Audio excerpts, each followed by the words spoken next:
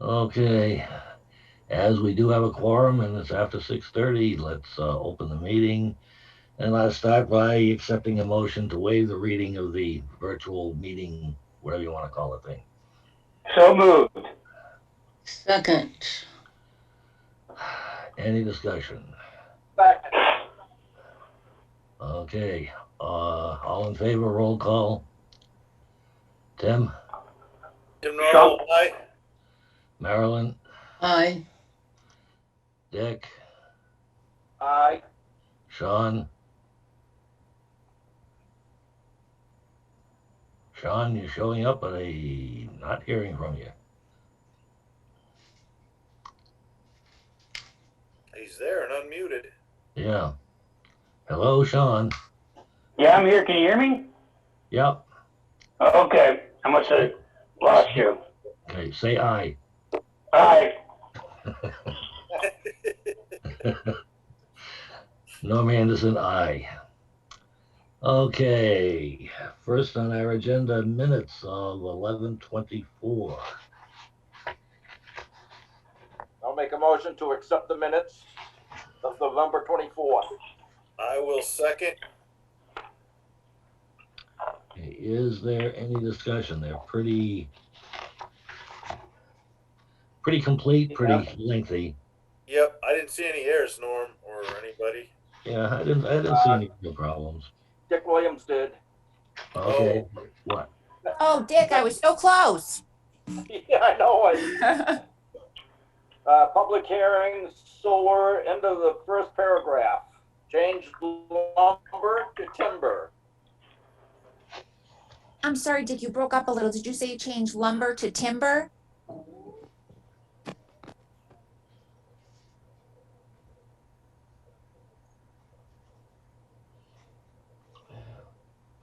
Yeah, Dick, I think we're only sometimes getting your voice. I will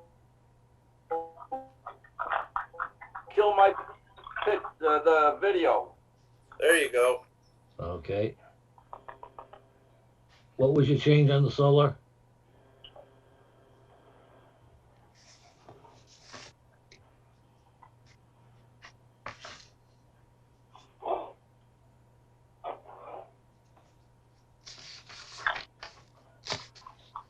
Is he there?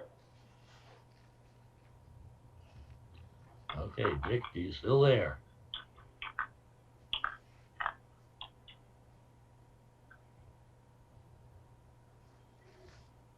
I believe he said to change lumber to timber. Well, that makes sense. Okay, and I just did that right now, so that's taken care of. Okay. Okay, anybody, anything else? The last word, timber.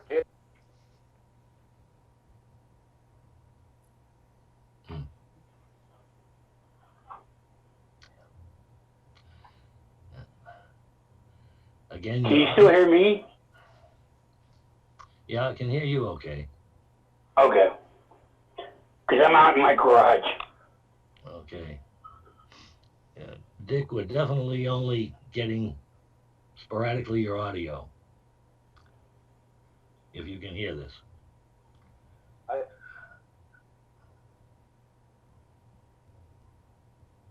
hear you well. Okay. Dick, I'm pretty sure that I heard your change, and I will make that. Thank you. Okay. Any other changes, corrections to the minutes?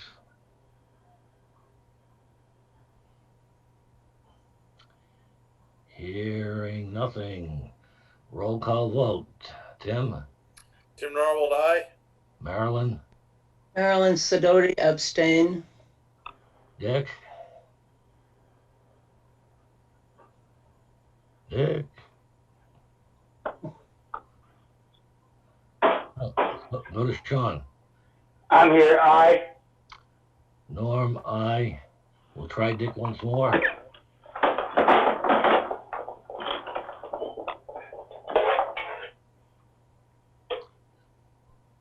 I think Dick just bashed his computer. What it sounded like. It's now a remote computer. Yeah. As a matter of fact, do we have Dick at all? He is gone now. Oh.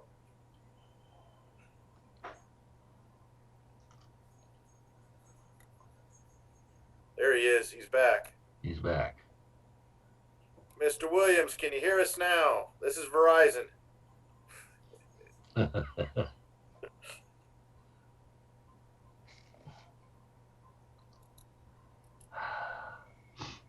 Not getting any response. Let me see if he is, he doesn't have any audio or video, Norm. My participant thing says no audio video yet. Right.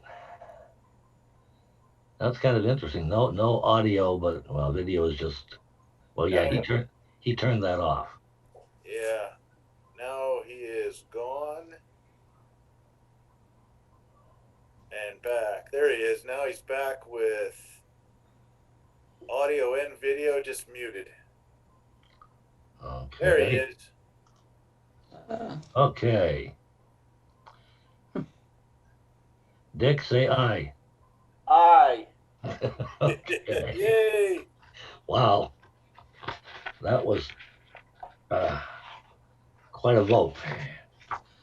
Okay. Next agenda item, if I can find our agenda, the page.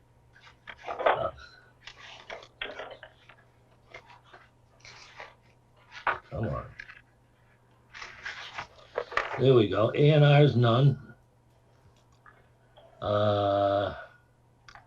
So number 5, public hearing, Wheeler Road Solar. Dave, you want to fill us in on what's going on? So the applicant has requested a withdrawal of their petition. According to the applicant, there's an issue with additional studies that are needed regarding connections from the proposed site into the grid. So they're gonna reevaluate their situation and come back if they can get a handle on those other studies that need to be done. Uh-huh. I'm just curious, is this gonna have any effect on the Rutland Heights project? I was thinking the exact same thing, Norm.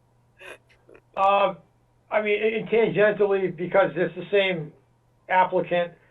I understand that they want to pursue the Heights solar, but come back to this one later, depending on what happens. Yeah. Okay. So the packet shows the form, the application for withdrawing their.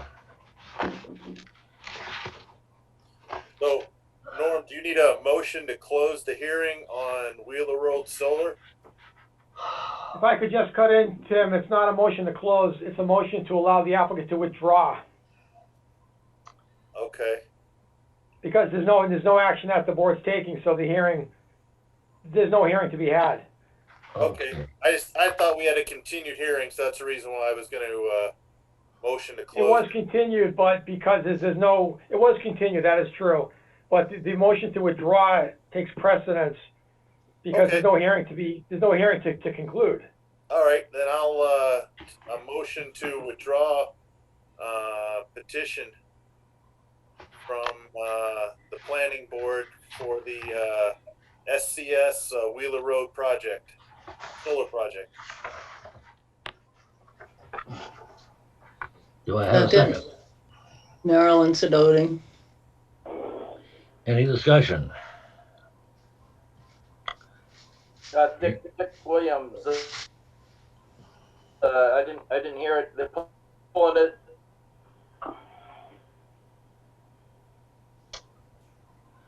Losing him. Dick, can you hear us? We're only here and there getting your audio, Dick. I think maybe you need to go up on your roof or something. Get some better reception. Dick, I don't know if you can hear this, but I'm at the office tonight. If you want to have the meeting here, that would be fine. He could call in I'll on look the up landline. If I may, he could call in from a landline. Yes, also, you could call in, that's correct, yep.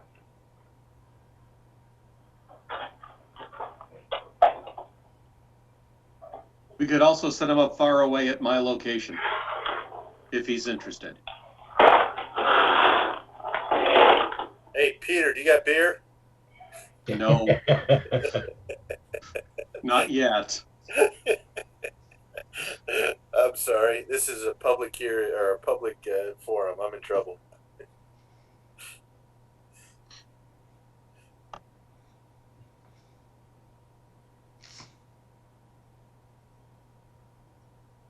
So let's see. Dick, are you trying to dial in? Lost him. Looks like he's trying. Yeah.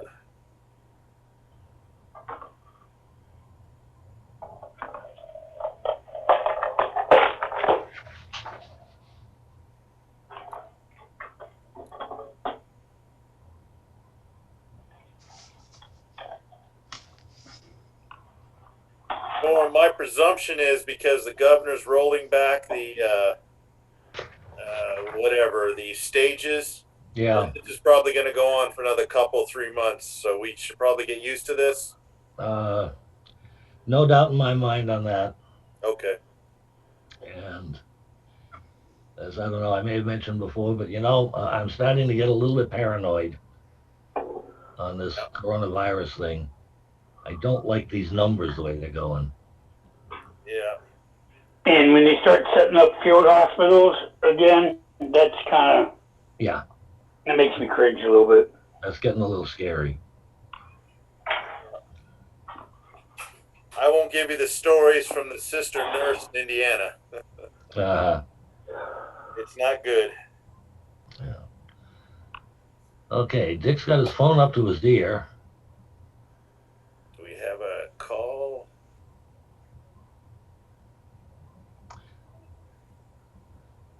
He's dialed in but muted.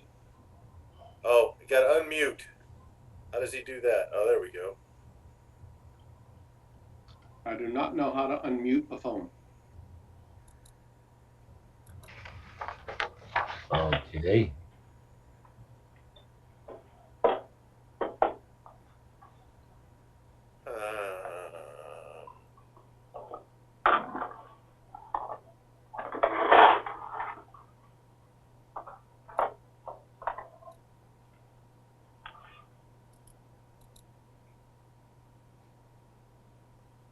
Okay, I don't see him at all now.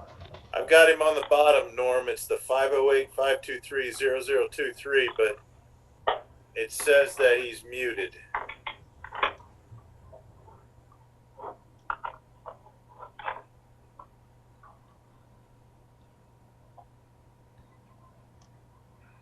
Oh, okay. Hey, Dick, if you can hear us, there might, on the side of your phone, your volume, if you turn it up, it might take it off the mute.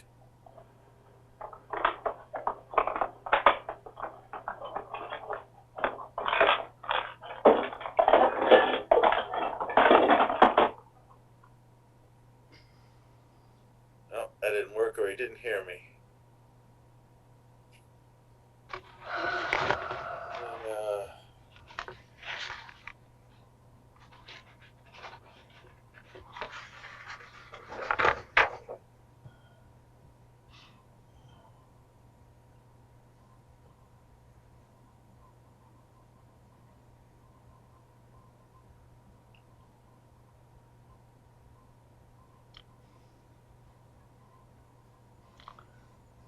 Okay, come on, Dick.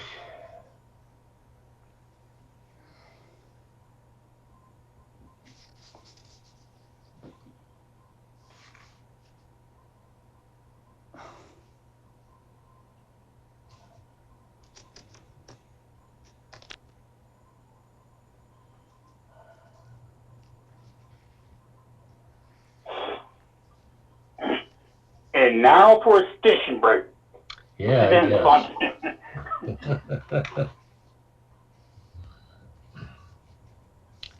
I don't know. I'm not hearing anything yet.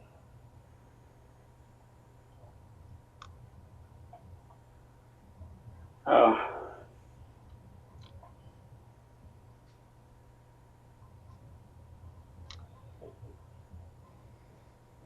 Well, shall we just move on, or? Well, I think so. Let's, we got at least a couple of things here that probably aren't going to make a whole lot of difference.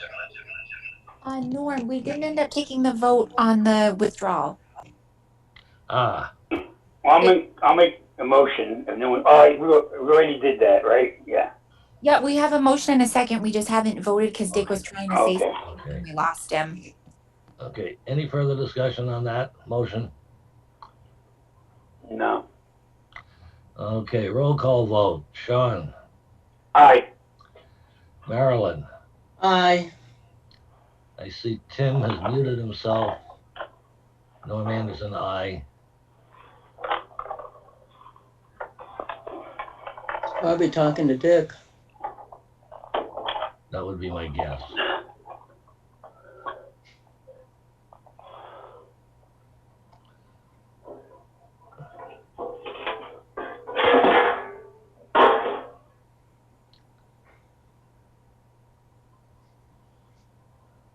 Well, let's give Tim a minute and see what he's going to accomplish.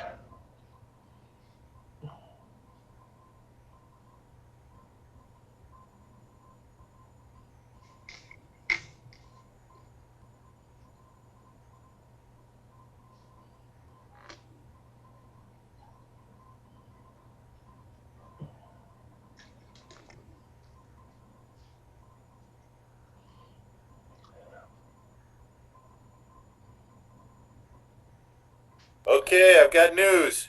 Okay. Next question. Okay. Very good. Dave, can you hear me now?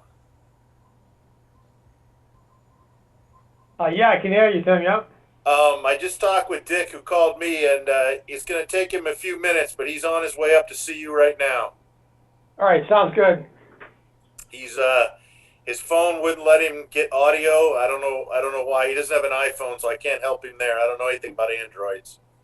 And the audio kept dropping on his phone or on his computer. So he said he's going to throw his shoes on. It'll give him about 5 or 10 minutes, and he'll be up to see you.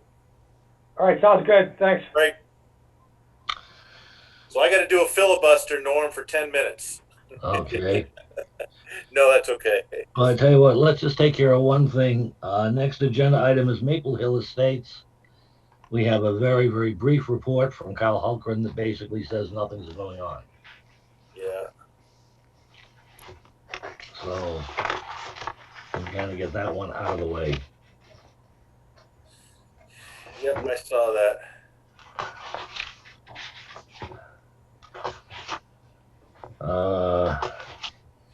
The rest of this, I think I would kind of rather wait until Dick gets there.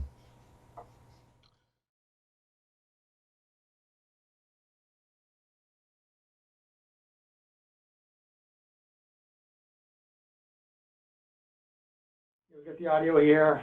Yeah. It's up there. So, Norm, you have a quorum again. You have a full board again, I should say. Okay. Welcome back, Dick. Thank you. Well, good to be back. Yeah. Okay, I guess back to our agenda. While you were gone, we did cover Maple Hill Estates, which there's nothing to say about it. Okay. Maple Hill was fine. Yeah. So we're on to Brice Lemon Estates. Ooh, yeah. And we do have a report from Quinn Engineering. Yep. Fairly extensive. I don't know. I didn't see anything that stood out to me.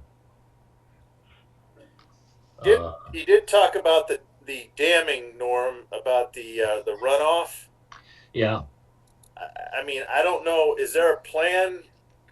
I'm not looking for Clee to solve the problem right now, but is there a plan on how to fix that down the road?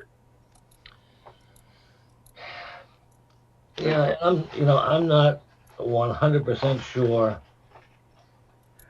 exactly what he was talking about, but the picture that he included on the last page of his report, I'm assuming this is mostly what he's concerned about. There was no doubt that there was. I took a ride over there after that rain, and there was uh, standing water in the roadway, and you could see that there was some silt and stuff had washed across. Well, just to let you also know that if you go to the left near the telephone pole, they got a small detention pond right there, and it is very small. And I don't know if that's what he's talking about also, because I noticed it had leaked before a previous rainstorm onto the guy's lawn. Oh yeah. I did circle phase 3 and put down here, was this sent to the Concom or DEP? If not, why not?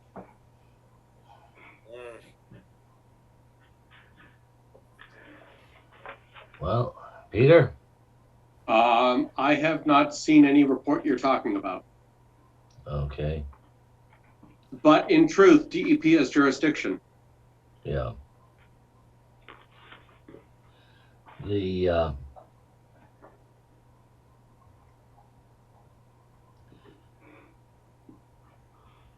It's just one of those things, being on Concom, I'm a little leery of the size of that little detention pond and what it could hold. And seeing how the sedimentation, that's the first time for a brand new road, so I can see that happening there. mhm. But the amount of rain that we got was quite a bit. Yeah. And one of the things Kyle does note is that none of the catch basins are operational.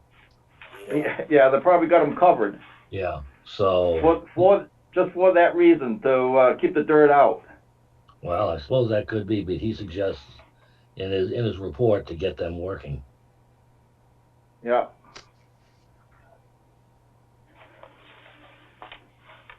Norm, I did see, he included all of his reports back to November 4th and November 5th, and he's got comments in there about, like catch basin has not been adjusted yet. One of the intersections, the water main gate valve required adjustment. I know they're little things, but I want a clean bill of health before we bless phase 1 for acceptance to the town. Yeah.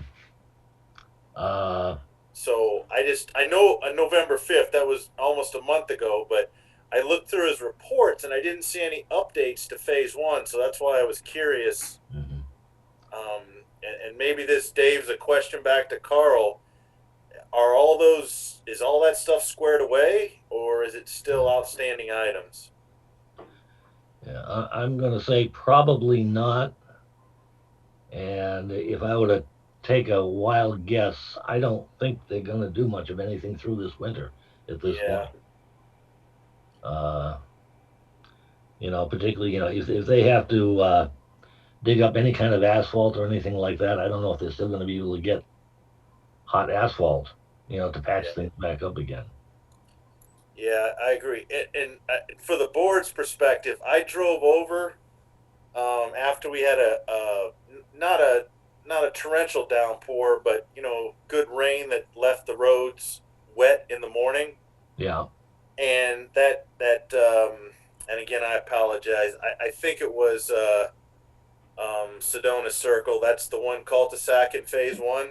Yeah. I couldn't see any water pooled anywhere. All I saw wet asphalt, but I didn't see any water pooled anywhere. And that was just it was a week ago when we had a good rain in the morning, or I'm sorry, in the evening and afternoon before, and I went over first thing in the morning. I didn't see, Norm, any pooling So I could see where the water ran off into the what do you call it, the basins, but I didn't see anything pooled. So it's just more information to the board that I'm struggling with the pooling water that we heard about earlier. Yeah. Well,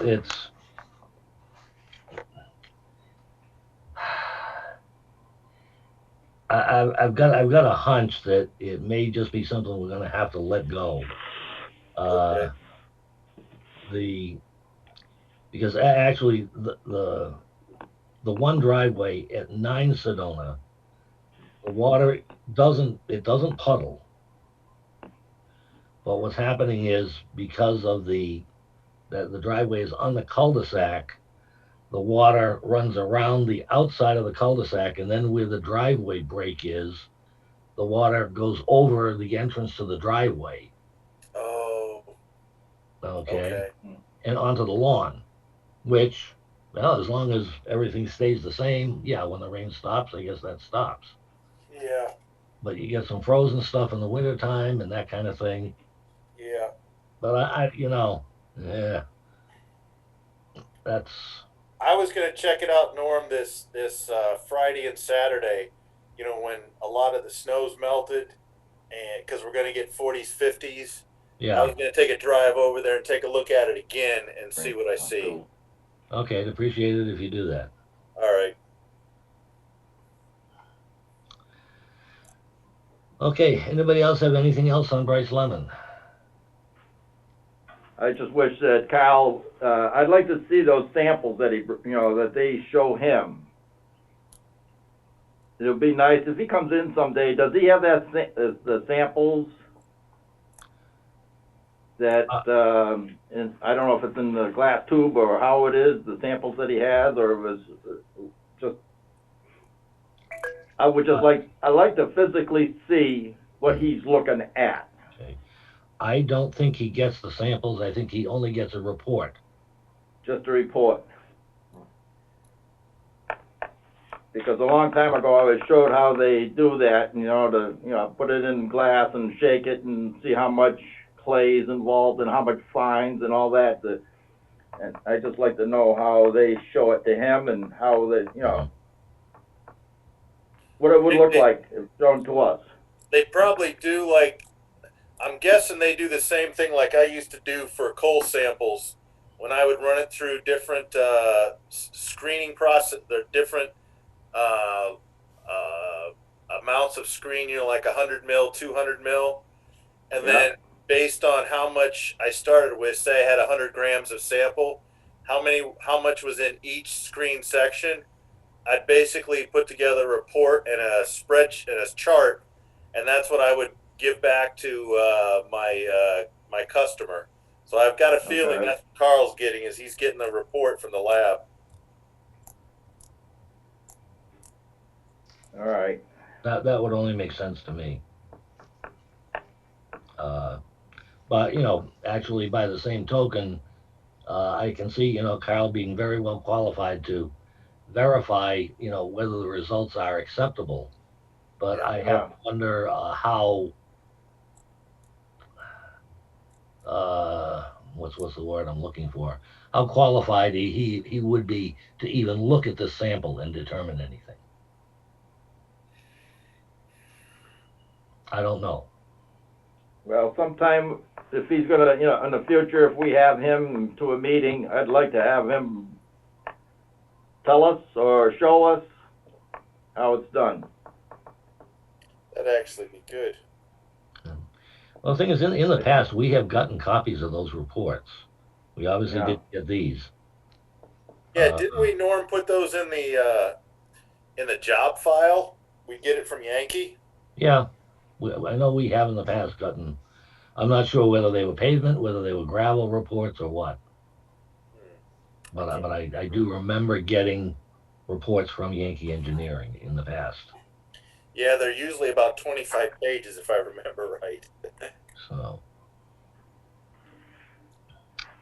Well, just something for the future. Yeah. Okay, anything else on Bryce Lemon? No.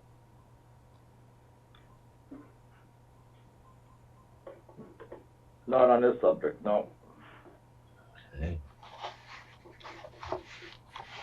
While we're on Rice Lemon, Norm, I guess I got to ask the question, since we've been working with Mr. Blair and Blair Company for a lot of years, if not decades. Is the planning board or the town doing anything, or are we allowed to do anything for Mr. Blair Senior? I don't know. I guess thought kind of crossed my mind, but I don't know. I will leave that to whatever any member of the board might think about it.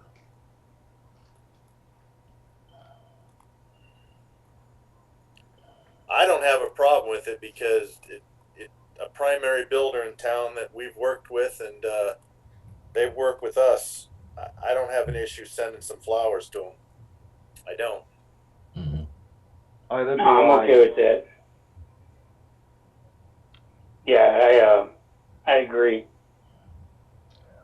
I've worked with a guy for pretty close to 30 years. Yeah. Okay. Would anybody like to take care of that? Well, wouldn't the treasurer,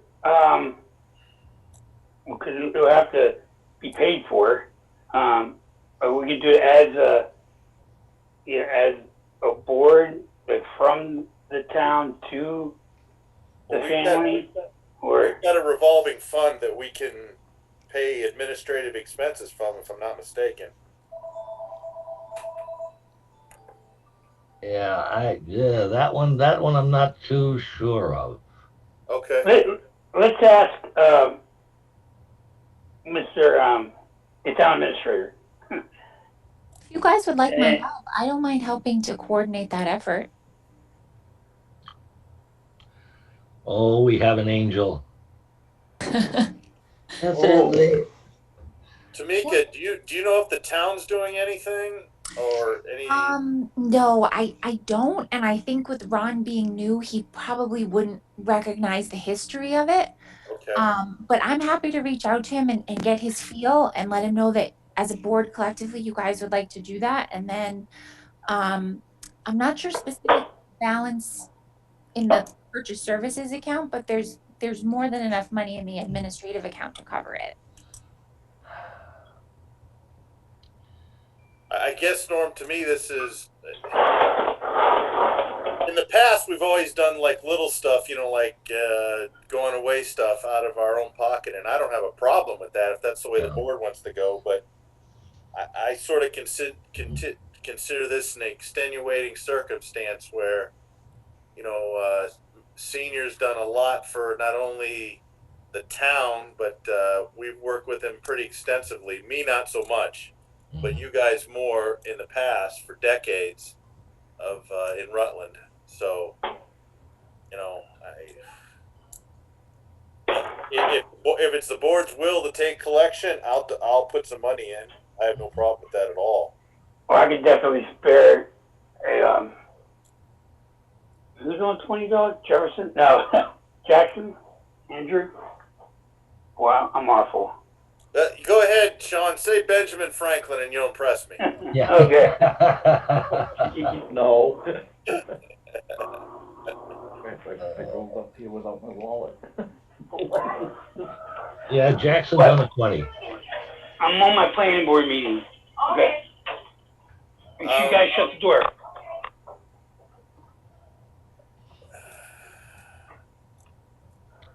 You know what? Maybe to save this from being a headache, Norm, we just take care of it among us peoples.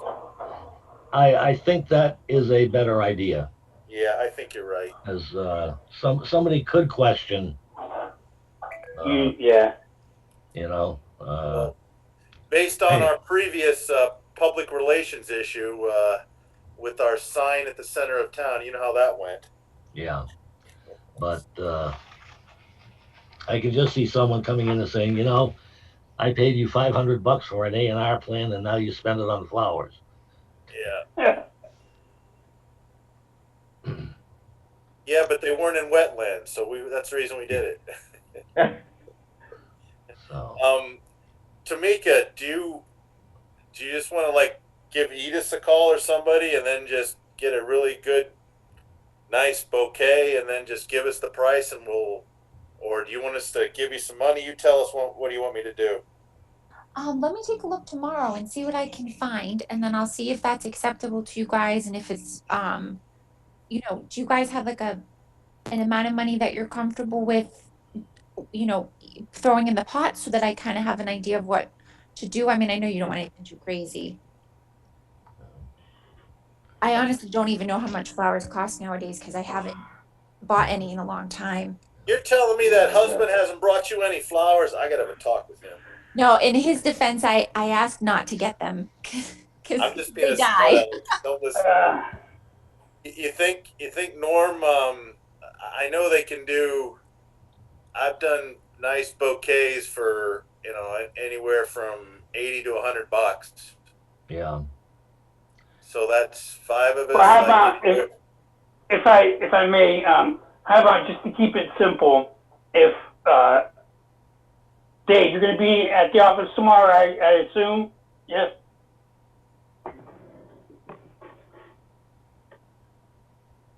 Sean to Dave. Well, if we could just meet, if we have the time tomorrow, I know I do because I'm a stay-at-home dad, go up there and give whatever. That's the way to do a monetary amount throwing out.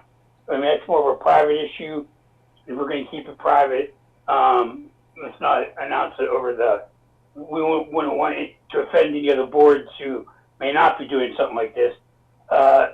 Just bring whatever up to Dave and have it waiting for up at the annex, at least within the next couple of days.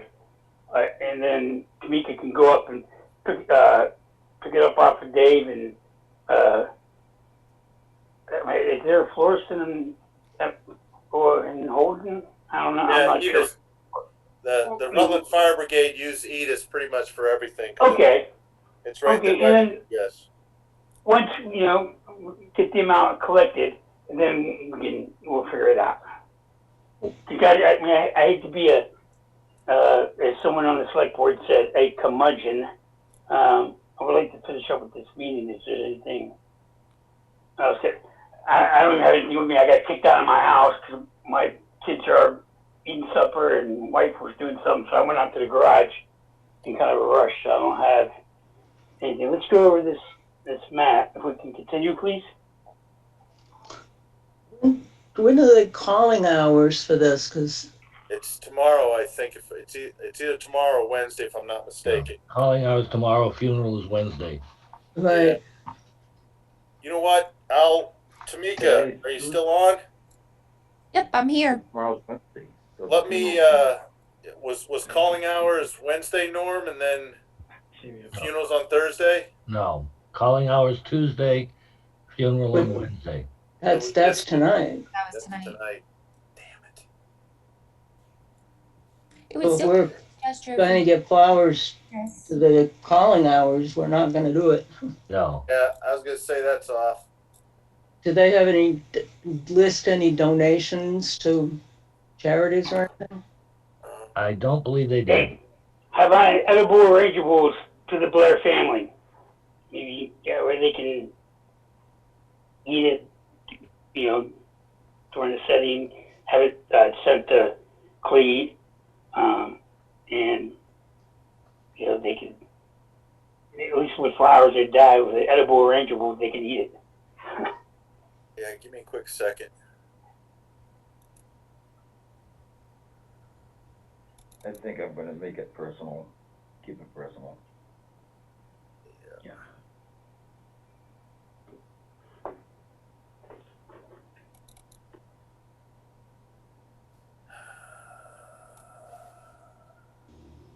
Oh, okay. Go ahead, I'm sorry. Yeah, I'm gonna keep it personal, and it'll be something else that I'll do, no flowers, but I'll do something else in honor of him, Okay.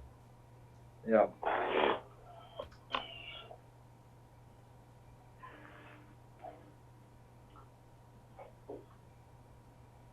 Especially, I mean, if we had a few more days to do this, it'd be okay, you know, but, you know, seeing how we're a little bit behind the 8 ball, I'll just do something personal. Yeah, it just says send flowers or memorial gift to the family of Cleveland Bear Sr. Please visit our sympathy store. This is on Miles' website. Oh, there you go. Yeah, I have something sent to Clee. Everybody likes those edible arrangeable edibles or however they're. Yeah, I don't think they've got that on there. All they've got is flowers. Different types. Well, that gives us more time. Yeah, I know this sounds quaint, but maybe we should just get a card and sign it from all the board and send it to the Blair family.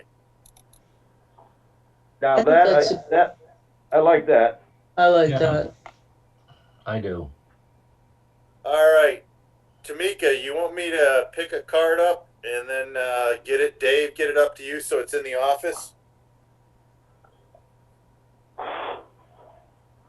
Yeah, if you drop something at the office, I mean, I'll try to provide my schedule to the board so you know when to stop by to sign it. Yeah, that'd be fine. All right, I've gotta head out tomorrow for a meeting, so on my way back, I'll stop at a CVS or a Walgreens and pick up a sympathy card. And Dave, I'll drop it off to you in the morning. All right, sounds good. I like that. Yeah.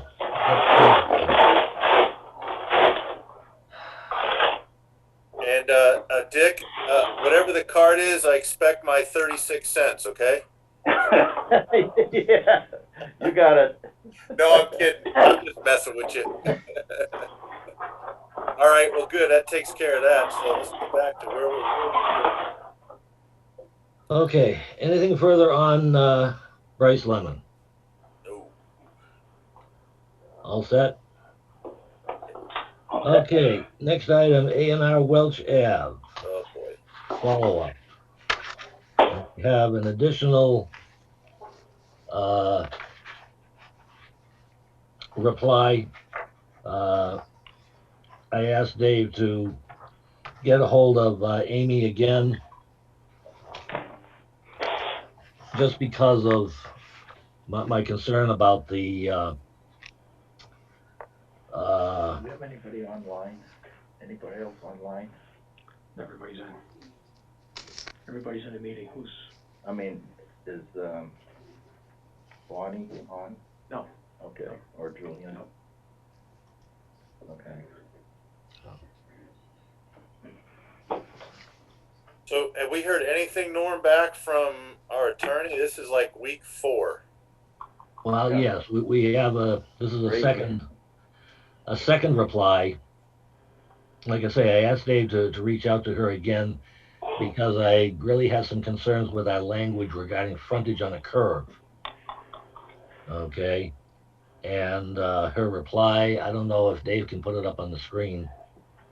This is I from, sent it to the board separately. You should have that either in your packet or by email. I can read from it if you like. That's good. Anyway, bottom line is from December 2nd. Her opening statement kind of says, I think, the same thing. The language does not change my opinion as the plan is incorrect. Okay.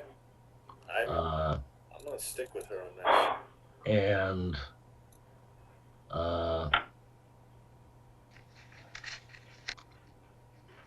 the only thing that now has pretty much convinced me that he cannot do it, if you look at the diagram that is up on the screen now, they are taking that frontage, not using a straight line. Yeah. Now, if that was a straight line, I'd still really have some questions about it, but they cannot do that. Are you talking on lot 4, Norm? Let me see. I've got to shrink this thing down. Or lot 2? Actually, it looked like both of them are the same thing. Yeah, lot 4. God, I cannot read. Oh, wait a minute. I've got it here. Yeah. It is on lot 4. Lot 4. Okay, They're taking that 200 feet of frontage in 2 pieces, yeah, and I can't buy that. okay, If it was one straight line, I still kind of think that our language, which the language may not be quite sufficient, but our language might allow that to be taken as frontage, but not as a crooked line. okay. Did she have any Well, just to comment? jump in, so, so frontage is defined as the front property line directly adjacent to the street. So where the mouse is here, this Yep, is frontage along the street line. This isn't valid because it's not along the street line. It has to okay, be on the street line itself and not at the count. So this isn't valid. The curve is measured, if you were to take the 30 feet from the curve, you'd say, okay, I have a curve like this, and then you go back 30 feet, and then you could put a straight line in. So you could have maybe like 180 feet here, but you're actually lying 30 feet back would be 200. That would apply to something like this. But this is definitely not frontage. okay. Dave, did she have any comment on the Azalea Way? Is that considered a road, or was that considered a private drive? We didn't ask about Azalea Way. Okay. I seem to recall that the board accepted the argument that Azalea Way is a way that was in existence prior to subdivision. Correct. And as such, it counts, I guess, as access, as frontage, which being a corner lot scenario, I guess. We don't have an official determination on that. I believe that's what the board's notion was. Okay. So So, what that would mean is that they'd have to access a lot on Azalea Way and not use Yeah. it as a. I'm fine with that. So does that mean that, and again, I'm not nitpicking, this is more down the road, that the property that is owned by Lori Johnson is, if that house was ever taken down, it could never be built on because it doesn't qualify for frontage now for a piece of property. Is that correct? No. I'm not sure about that. There's probably an argument to be had that that's a pre-existing non-conforming situation, which Okay. benefits from the lot being created before a change in zoning that was more restrictive. Okay. We'd have to evaluate that at that time, but there is a case to be made, I believe, that it's either a pre-existing non-conforming to allow it to be reconstructed by right, or at a minimum, or at a maximum, it would be a special permit from the zoning board to allow reconstruction of a non-conforming structure. Okay. We do have an article in our zoning that permits replacement. Okay, I'm good. I just was trying to figure out with the Azalea Way there taking up 20 feet of frontage, and it looks like Lori Johnson's property, but maybe I'm wrong there because the way the lines are drawn, and then all the other lots being taken out or sold, that it reduces that property to below what the town would consider a buildable lot in that part of town. But you're right; it was probably done before the zoning bylaws, so it's a moot point. Mhm. Okay. So is the board, Norm, then still in the opinion that this is an untenable A&R plan?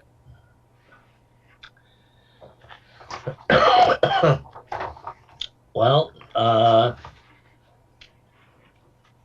as much as I'm still wrestling a little bit, I think that's got to be my opinion. Okay. I don't know how the rest of the board feels. Well, I agree with you, so that's my opinion too. And Dick Williams agreed too. But this is not a tenable plan. Yeah, Marilyn, that's what I was getting at, that we're siding with the attorney that this plan is not I acceptable. just wanted to clarify. I agree. Sean, what are your feelings? Same. Same? So do we have to do anything, Norm? I mean, is there, because I know we were on hold until we got an attorney's opinion. Yeah. I think we should take a vote to not endorse the plan. Actually, if I could, this plan really, they sought an opinion on this. There was no formal submission of this plan to the town clerk, so it's not a live A&R request. The board was asked to get an opinion prior to the applicant proceeding. Okay, We should get him a letter then, indicating that it's the board's opinion that this is non-endorsable.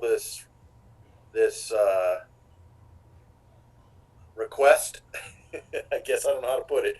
yeah, that the submitted plan does not meet the frontage requirements Yeah. as written. Yeah. Okay. So I think a motion to that nature would be a good idea. I guess I'll make a motion to issue a letter to the applicant indicating that the board's requested opinion is this plan is non-endorsable. After consultation. After consultation with town council.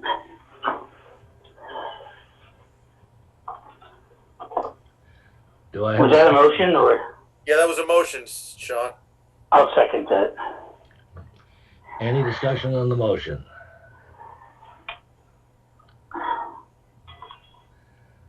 Then, roll call vote. Marilyn?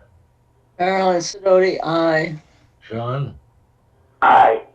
Dick? Dick Williams, aye. Tim? Tim Narwhal, aye. Norm Anderson, aye.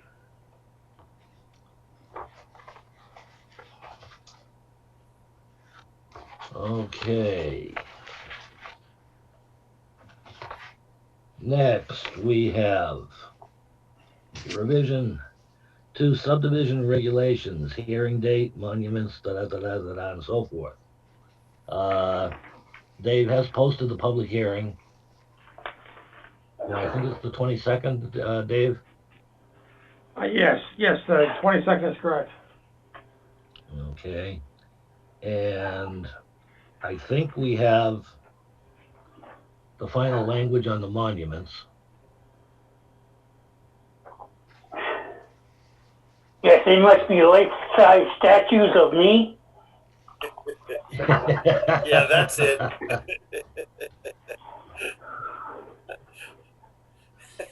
I love that word monument.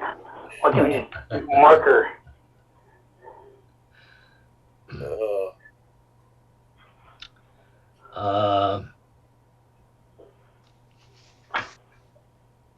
At least according to agenda here, we also have the cul-de-sac, removal of the plantings in the cul-de-sac. I don't see, at this point anyway, that we need anything more on that. The public hearing will simply be to remove that language. Yeah, because Norm, we've got the buy-in from the DPW chief, right? Get a letter from them. No, we weren't. I don't know if I have anything official. Should we ask Chief Buckley? I mean, we've got a couple weeks before the hearing, so if anybody asks, that we've got that as our backup information or our backup document. I think that'd be a good idea. Yeah, I'll buy that.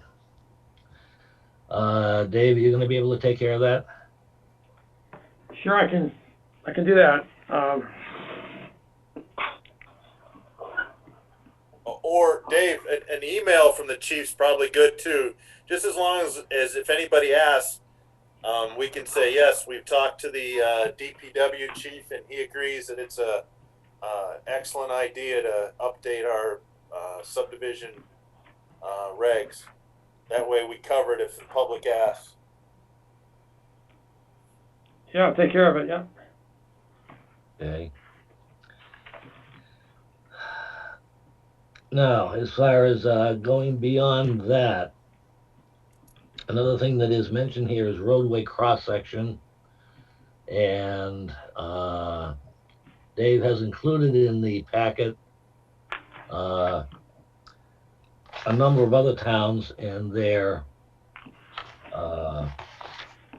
requirements for roadway cross-section. And I don't know if everybody has had a chance to take a look at them.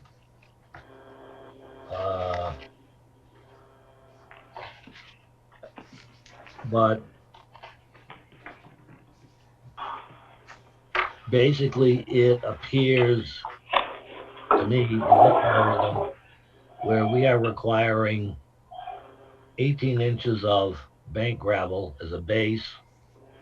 Almost all towns are only requiring 12 inches.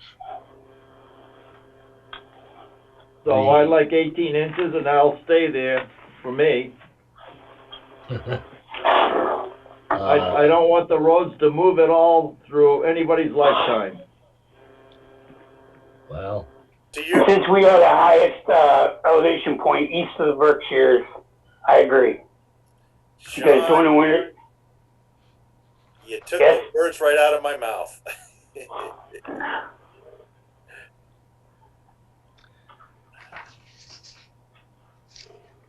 the only other thing that I did notice is that while there is some variation from one town to the next on pavement, is that virtually everybody requires 1.5 inches of finished bituminous concrete as the final coat, where we only require 1 inch.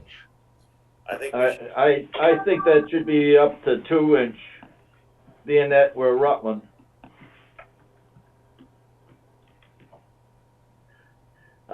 I believe Kyle said 1.5 inches.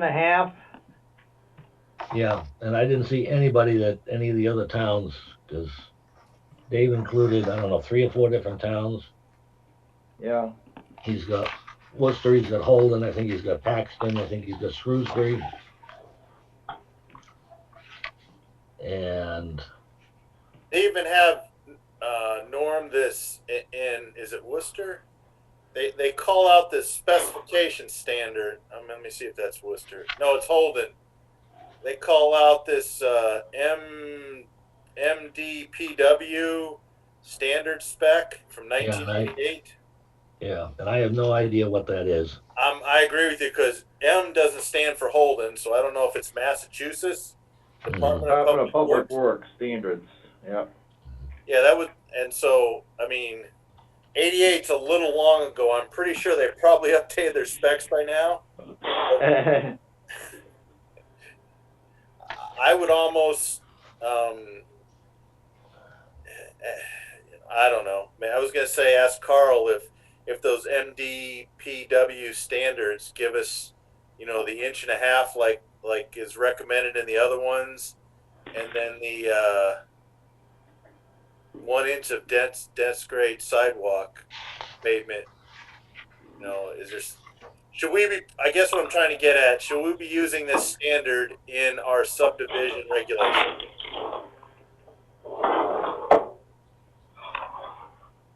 Well, just to make sure, you notice that it says the second course consisting of bituminous concrete pavement shall be applied in compact to a thickness of 1.5.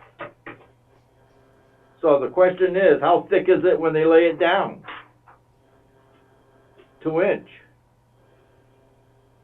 I mean, Shrewsbury does 18 inches of gravel for subbase, so.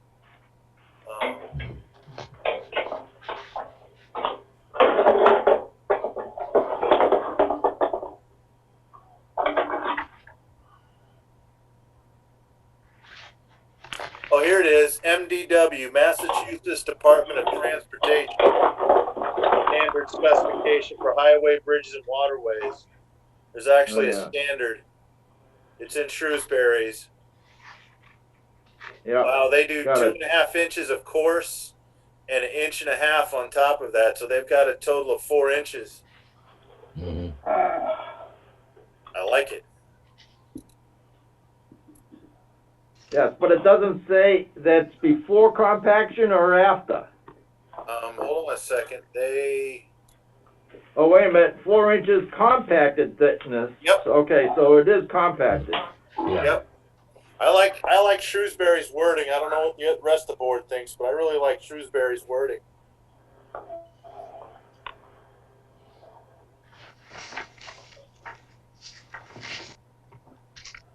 I guess my question is, it seems as though we've got a little bit of uh,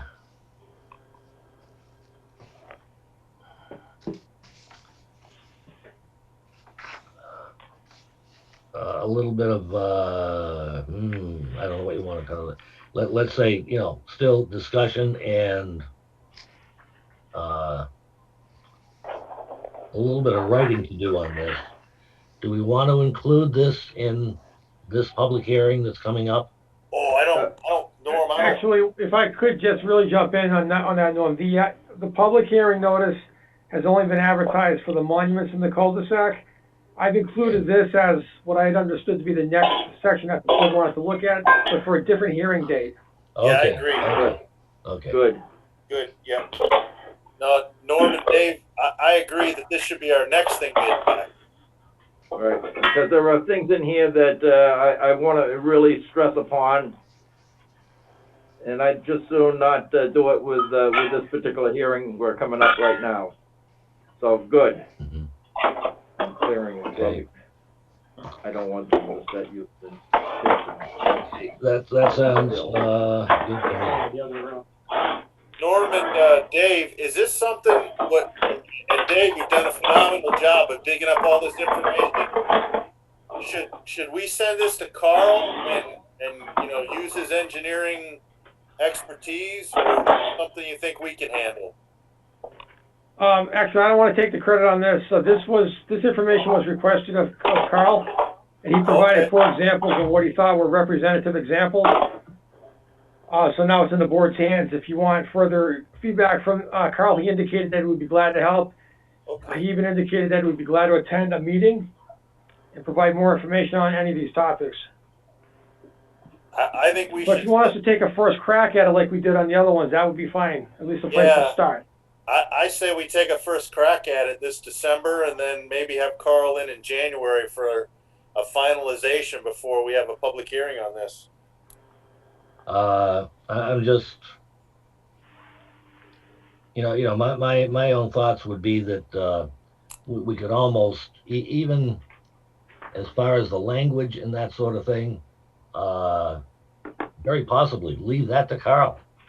Let him literally come up with an article, including, if you kind of look at and I think it's in this packet, there is a cross-section picture of, according to our regulations. Yeah, at the top. Yeah. And it's not really complete. Yeah, I've seen it. Yeah, I've seen it. And I would kind of think maybe also have Carl create a new plate. Yeah, I was going to say, Norm, now that we have this thing called AutoCAD, Mhm. have him put together an AutoCAD drawing for us, so we can A, keep it electronically, and B, we can publish it to a PDF and put it in our subdivision guidelines, our regulations for, pictures that match our verbiage. Yeah. So.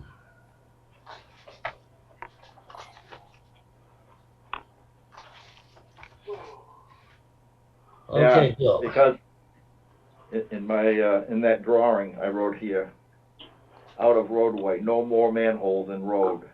I don't want potholes. I don't know about you guys, but driving through Holden, for crying out loud, my car's being shaken to death with all those manholes that are in the middle of the road. On 122A, Dick? Yes. Yeah, that's how I get the rust off my old 98 truck. Yeah. Excuse me, Mr. Chair. Yes. I've been doing a little research in MassDOT Highway Division, and the 1988 standard spec for highways and bridges has been superseded by a 2020 edition. Aha.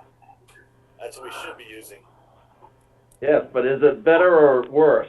I haven't dug into it yet, But if one's been superseded by the state, one would think that it would be, well, you would think that the 1988 would not apply.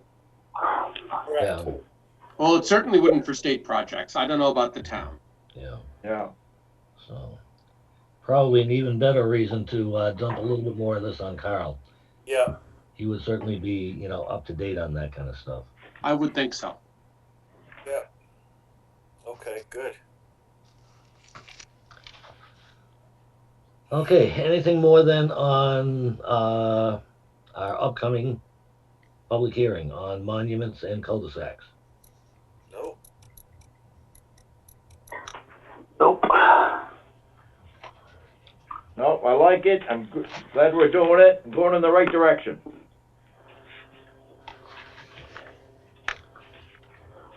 Okay, number 10, revision to site plan regulations. And I think I'd like to let Dave lead this one off a little bit. Right, so since we're going to be having a hearing on the subdivision regulations, a couple of sections, I took a liberty to add a couple of site plan ones, which I think, well, actually, what have I done here? I've added fees and waivers. If the board doesn't do anything at the hearing on these items, that's okay. They're advertised so that there's flexibility to address the topics.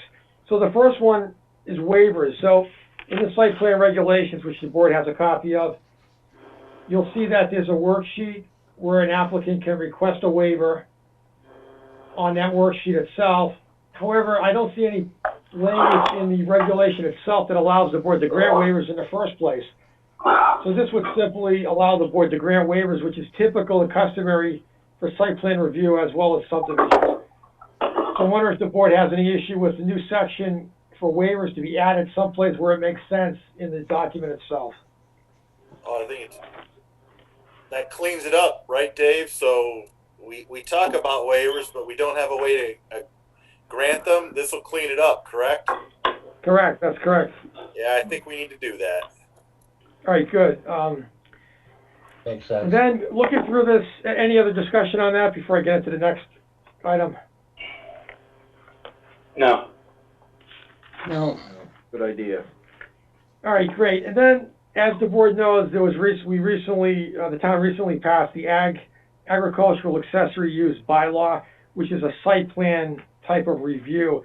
Now, I'm wondering if the board would consider a lower fee than the fee for 500 that applies to the ordinary site plan, just for the ag uses themselves, or if the board would like to keep it at the 500 as is the cost of the ordinary site plan.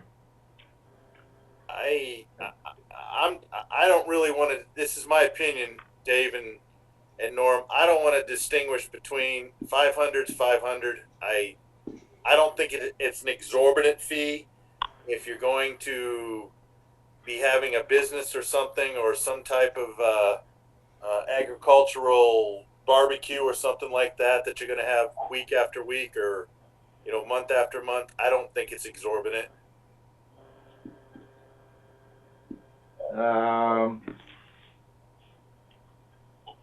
They're going to have to just do more in order to come up with the $500. They're going to have to sell another cow. Well, if they're going to have a wedding, that'll be part of the fees that go to the wedding venue, correct? It's one way of looking at it, yeah.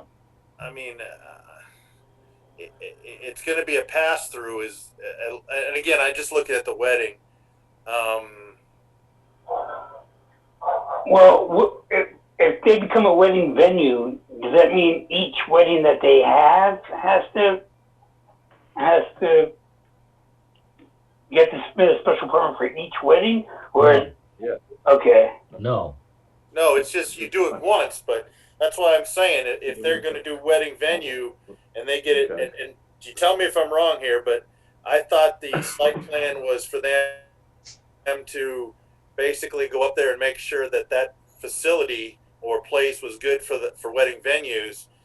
I thought it was a one-time fee to go up there and approve it, not for every wedding. So that property is good for wedding venues, the $500 can be spread over how many ever weddings they do. If they want to hit it with the first guy, great. The rest of it's free then. But Okay. It seems how it's not for every event. It's one time. I'll go along with the 500. Yeah, I'd have to agree on that. May I ask, is there any place in here? What if you have a non-profit organization? You still charge them? a 501c is what you're saying, Dick? Yeah. Is that listed in here or something like that for?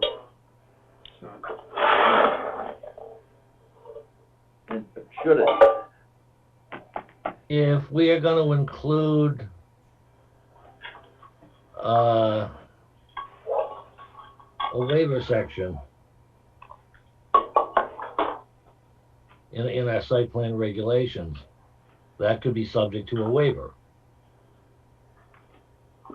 Okay, I'll go along with that. So it could be on just on, you know, we can do it on an individual basis. Yeah, because looking at this form, Norm, the site plan approval waiver form, I like what, if Dave, if you did this, I like it. It's open. It says request planning board to waive the following requirements for the site plan approval. You could easily put number one, site plan fee because of 501c Corp. Mm-hmm. And there you go. Reasons for waiver.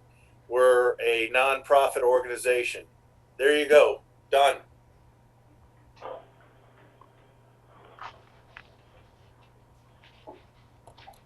All right, so it sounds to me that there's a consensus to leave the fee as is and to allow a possible waiver of the fee on a case-by-case basis if the applicant requests it. Yeah. Yeah. All right, great. And then the last one I had here was, so in looking at the required fees under 14, you'll see that there's a site plan application fee of the just referenced 500, and then there's a public hearing fee of 200. Now, there's no other such instance of a public hearing fee for a special permit or an A&R or anything else. Even looking at the ZBA by extension of this discussion, they don't have a public hearing fee. It's just a fee.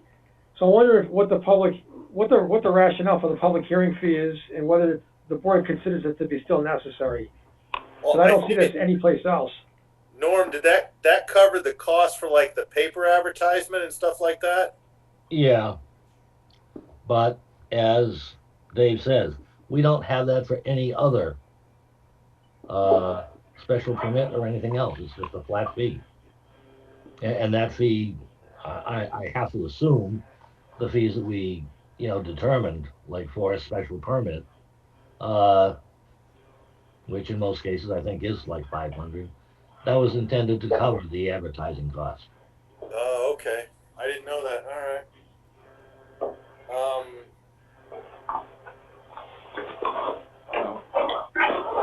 It does seem to me that $200 is out of place. I don't have a problem eliminating it if it comes in line with the rest of our permitting fees. Yeah, like I say, we do not charge a separate advertising fee for anything. Okay. Well, yeah. Okay.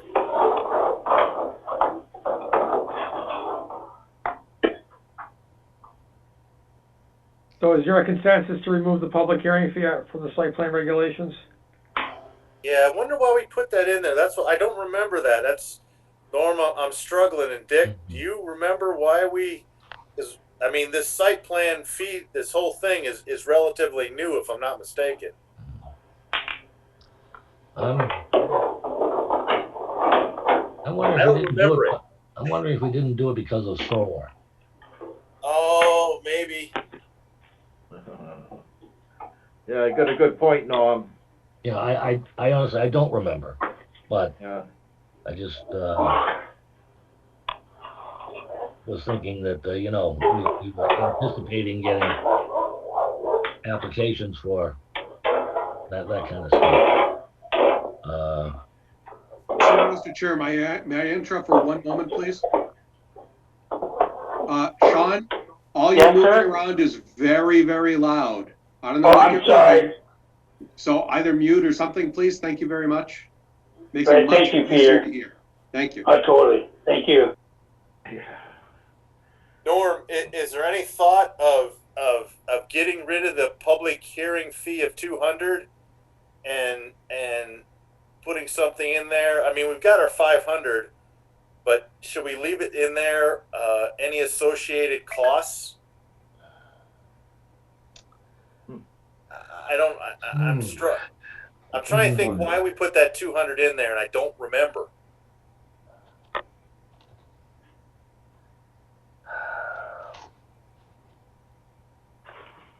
Because of all the site plans we were doing for solar. Was it covering maybe, Dick, the trying to get a cost of having Carl up to a meeting as part of the public hearing to cover his costs when he was at the public hearing? Well, if that was the case, you have a project review fee underneath that, which is the cost of the review by the outside consultant. So I would think his fee would come under that section. Yeah. Okay. Well Yeah, then. no, yeah, see number 6, Oh, I missed that. I think covers kind of what you would be looking for. Okay. Well then, I say get rid of it. If just to make it in line with everything else. Makes sense to me. We don't need a motion for that. We just need to strike it and then put it into a hearing for site plan approval, because Right. it's a reg. It's not a bylaw, correct? Yep. Okay, good. Well, I think what I'm looking for is guidance here, because I would like to have this part of the hearing on the 22nd to take this issue here. Oh. And also to take the waiver section as well. I think the guidance, Norm, is take the fee out and include the waiver form. All right, Yeah. very good, thank you. Yeah. Cool. Excellent. Another thing, well, we're checking stuff off left and right. Oh boy. Okay, anything else on site plan regulations?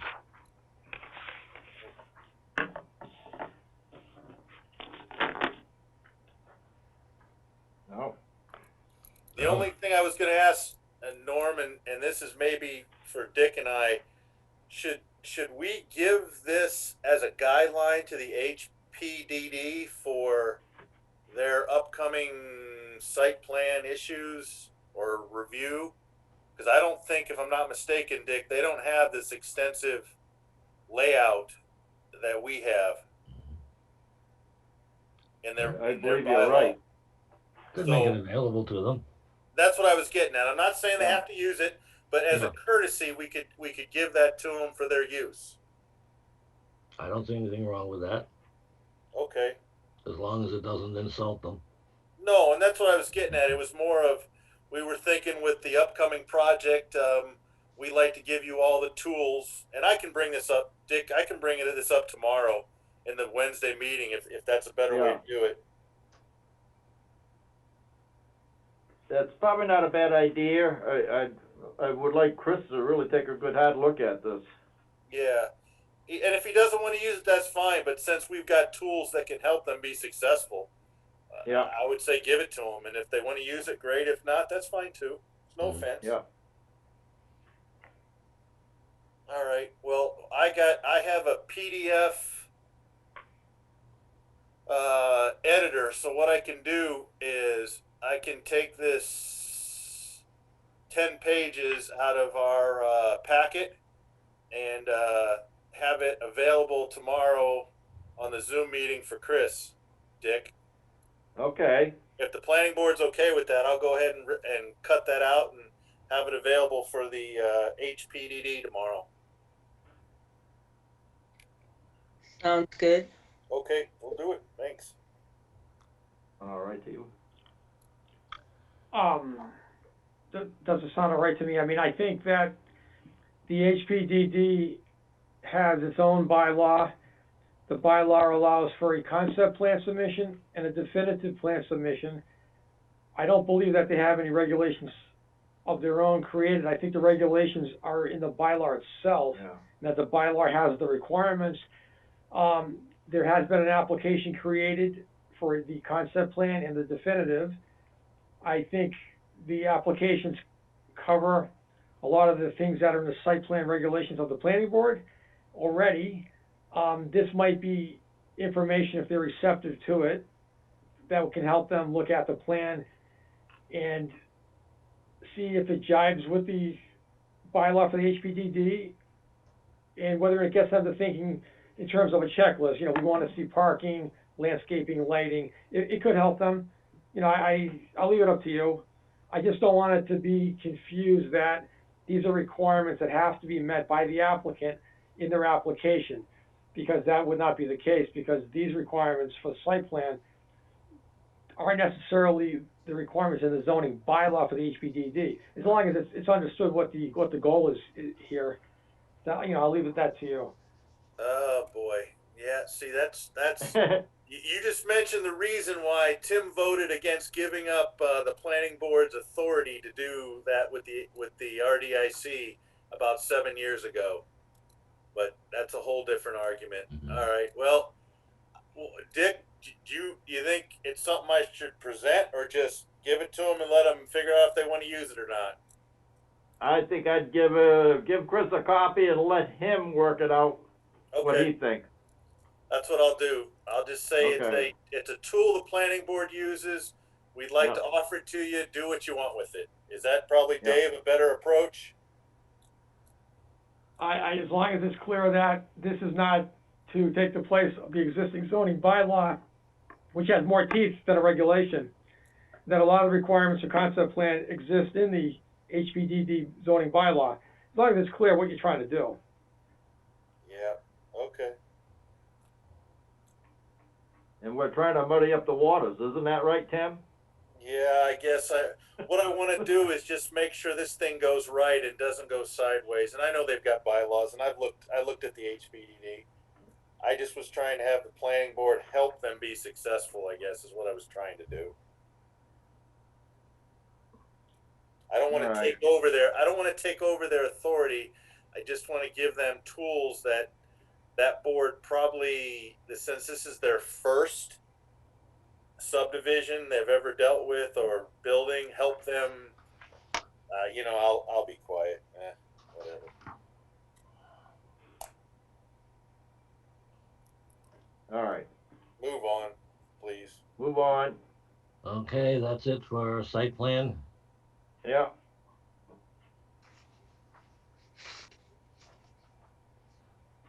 Okay, next up is master plan update. Dave, you want to give a little bit of a summary of our kickoff meeting? Yeah, sure. So, what was it? It was the week before this current week. Yeah. There was a meeting with the town administrator, Norm, and members from the Regional Planning Commission to discuss how to approach the master plan phase one, talking about the timelines and what the goals and deliverables are. As everybody remembers, the town was awarded a substantial grant to take a look at 3 chapters of the master plan. So step number 1 would be to create a master plan steering committee. In the board's packet, you'll find an email from the Regional Planning Commission that provides best practices for the creation of a steering committee. What they're recommending is that it typically would consist of 7 to 9 members of the community, that it should encompass a diverse range of opinions and backgrounds of the community as much as that's possible.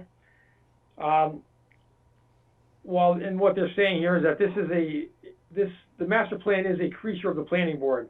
So what they're recommending is that there be fixed members who are appointed from the get-go, at least 1 from the planning board or maybe 2, because it's a planning board document. So while some members can be selected, from the town, generally, the recommendation is to appoint 1 or 2 planning board members. The Master Plan Steering Committee is very important because it will be the prime vehicle to develop goals, objectives, and to review materials, to create and engage in public engagement, and to push this message out to the community that we're doing the master plan. So it's a lot of outreach and work of reviewing and advising and developing goals and objectives. So that's what you have in the packet here.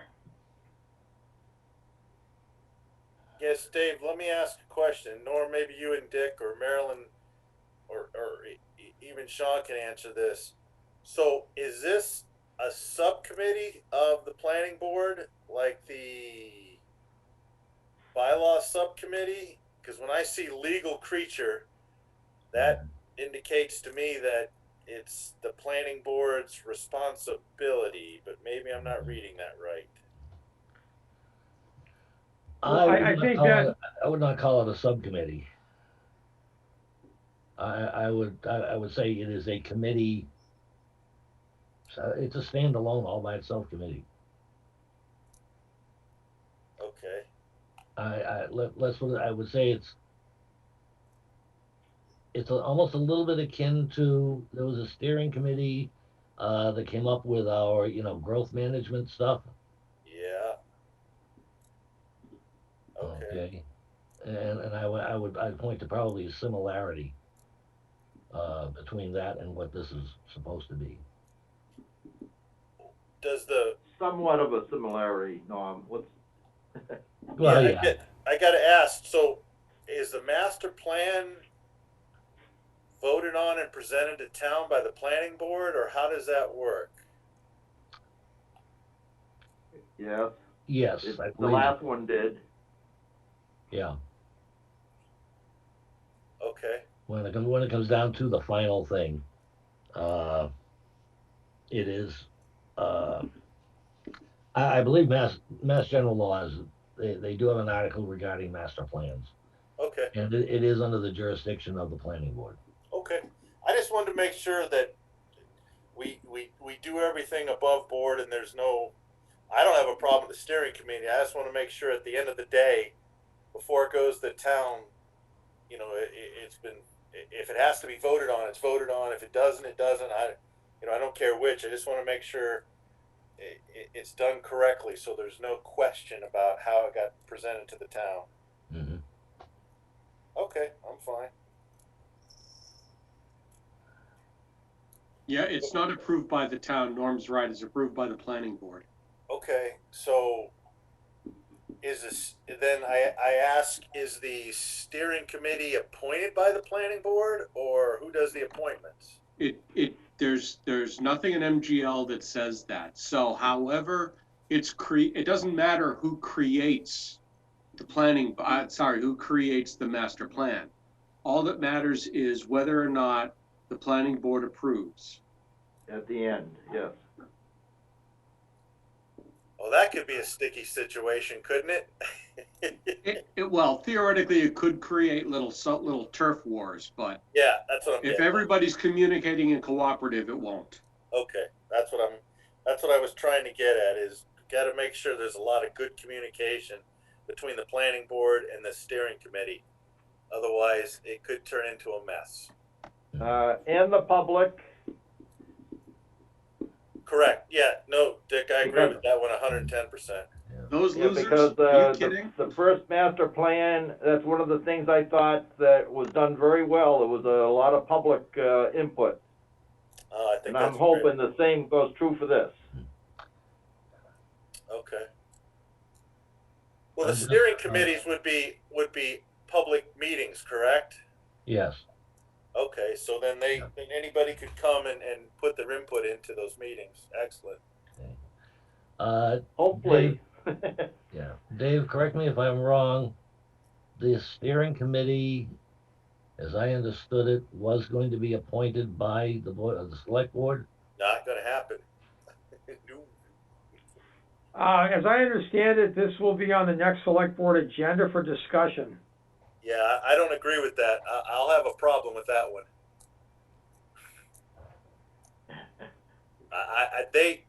They're not playing in my sandbox. Let me just say that. I have a problem with them appointing something that ultimately we have to approve, because I think therein lies the problem. I would prefer to have Norm and Dave take in the requests, and if it was expeditious to have those two make the decisions, on the committee in conjunction either with the board or without the board. That's my opinion. Well, I can tell you how we formed a study group for the town center committee. What we did there was we organized a list of all the boards and committees, nonprofits that we could identify, religious institutions, other groups like Wachusett Greenways, and groups like that. And we did a mass, and businesses too, businesses that we could identify in the town center area. And we did a very large mailing. And we wanted people to respond with why they wanted to be on the town center committee. It wasn't just open-ended, just send some letter of interest. We wanted them to send a letter which went into some detail why they wanted to be on it. We received more submissions than actual members, and we triaged those. And Mike Nicholson and myself, we ended up with a group of 7, which is a great group. I don't know if you're thinking about something like that for the other members who aren't the planning board, but the members at large, you know, we have experience with it for the working group, but I realize that this is a different magnitude of a project, and that may or may not be the way this group is put together. I don't know. Well, Dave, and again, this is my opinion. I think that's a great idea, and honestly, I don't think I have the experience to make those decisions. But somebody like Norm, Marilyn, and Dick, who's been in town a lot of years, could assist in making those selections for this committee from something like you described. I think it'd be a great idea. But again, I'm more particular to the planning board making those decisions than from the select board making decisions for a steering committee that the planning board ultimately has to vote on the recommendations for. Does that make sense to everybody, or am I just being a pain? Personally, I don't mind to see their list. If they have a list of people that they think would be advisable.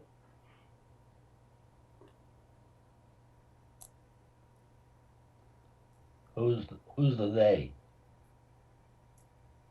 If the select board has a list of individuals they feel should be on the board.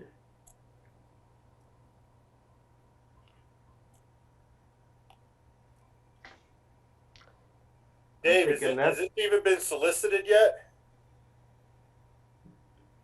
Solicited, what do you mean? Has it been solicited out for people for the steering committee? No. It has not yet. The next stop is for discussion at the next select board meeting on the creation of a master plan steering committee.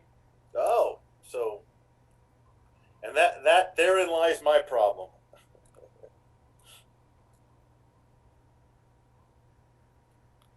Does anybody, I mean, if you guys don't agree with me, I'm fine.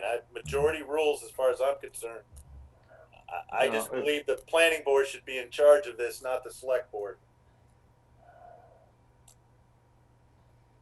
I think you might. Mr. Chair, if I may. Hello? Is that Peter? Yes, it is. To quote Mass General Laws, Chapter 40, Section 40 or 41? Section 81D, a planning board established by a town under this section shall make a master plan of such city or town. That's pretty much as much guidance as you're going to get. It is to Chapter 41, my mistake.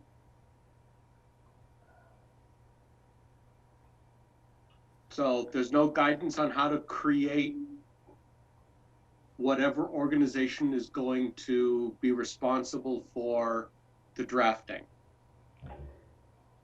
Right, and to piggyback on Peter's comments, the advice or the comments that we have from the original planning commission is that there is no one way that's consistent across the Commonwealth for the creation of a master plan steering committee.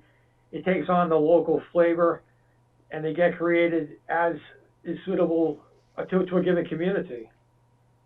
Whatever the prevailing way of doing things is. That's as Peter indicated, there's no guidance on exactly how to create it, except it's best practice to create it for the reasons just stated.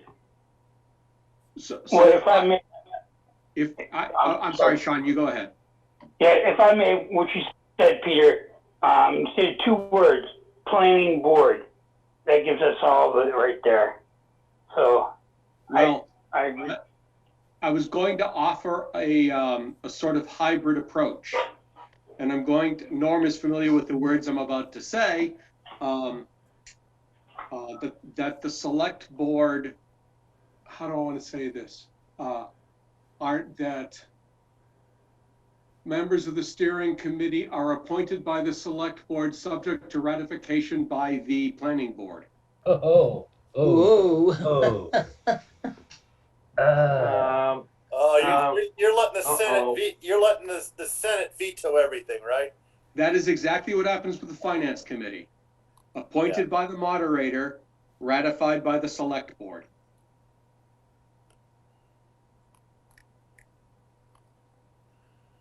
Ooh, how to win friends and influence others. I'm not saying it's friendly. I'm not saying it's the right solution. I'm just trying to find that there are people here, I understand, who believe it belongs completely in the realm of the planning board. There are people, I can understand completely the perspective of people who would like the select board's input because that board may very well have a greater access to a larger pool of applicants. Yeah. That's opinion. Not that your opinion does count, but the word may have, who's to say? I think, we as elected members, we have, people had to step up and vote for us. So if you count the votes for all the people who vote for a planning board member, I'm sure it probably adds down to the same. There's a large pool of that. So it's Shining through. Yeah, I'm through.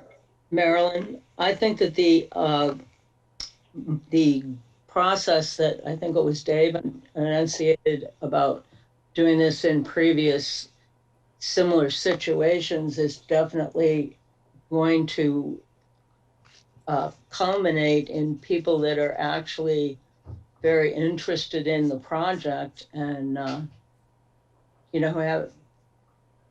and that that the select board probably doesn't have the time to really investigate the motivation of people, not so much motivation, but their willingness to put the time in. And I would be in favor of the more comprehensive approach to recognizing members. Well, I just have a couple of comments. Not number one, if select board isn't somehow involved in forming the steering committee, there's going to be an awful lot of really bad pushback, I think, from them. Good. That's number one. Number two, and this is something that I probably should know at this point, but I don't.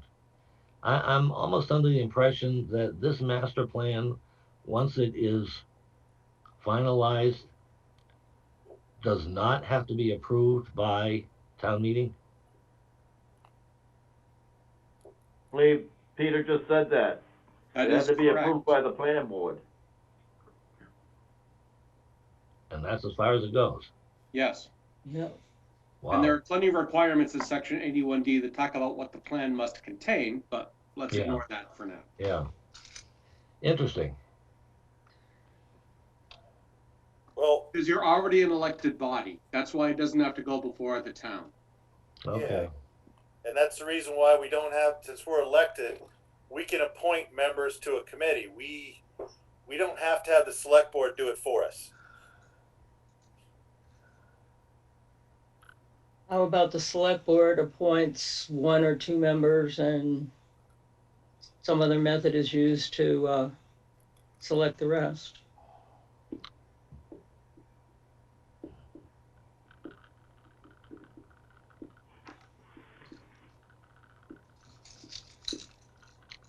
Just a thought.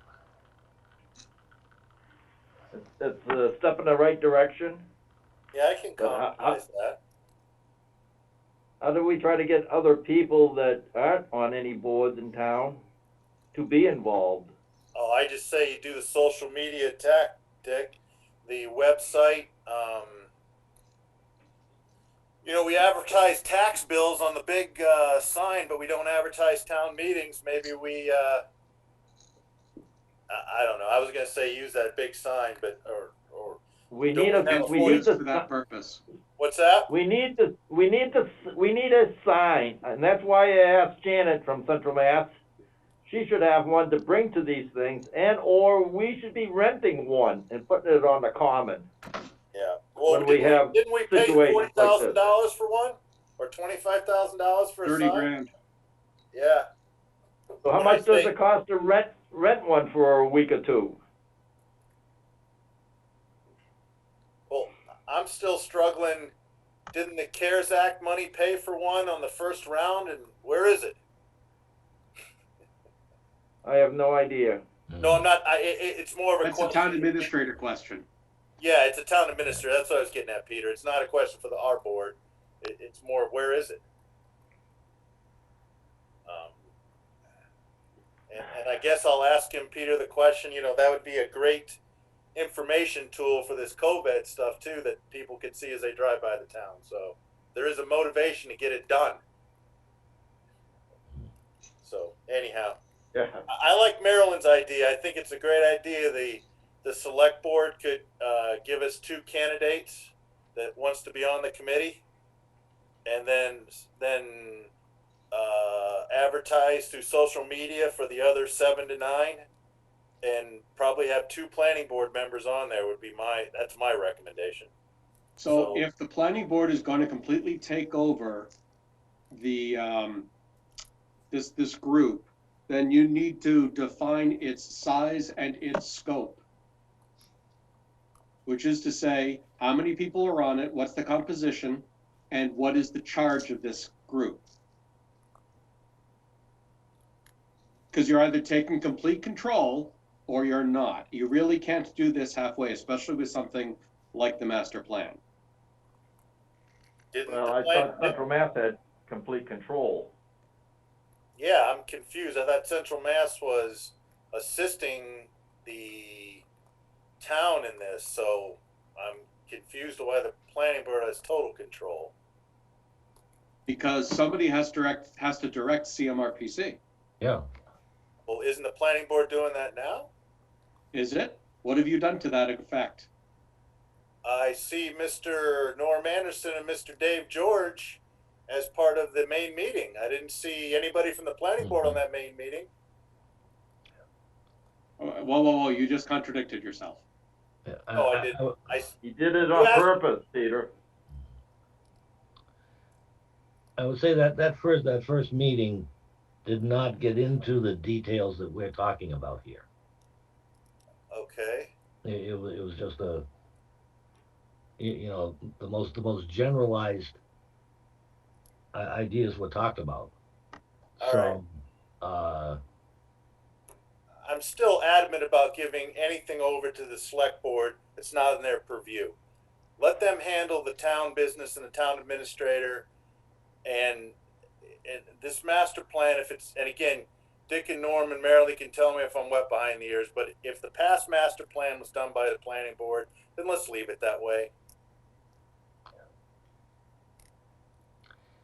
Yeah, and then again, I can't say that I remember an awful lot about the last master plan, but basically, when we hired a private firm to do that one.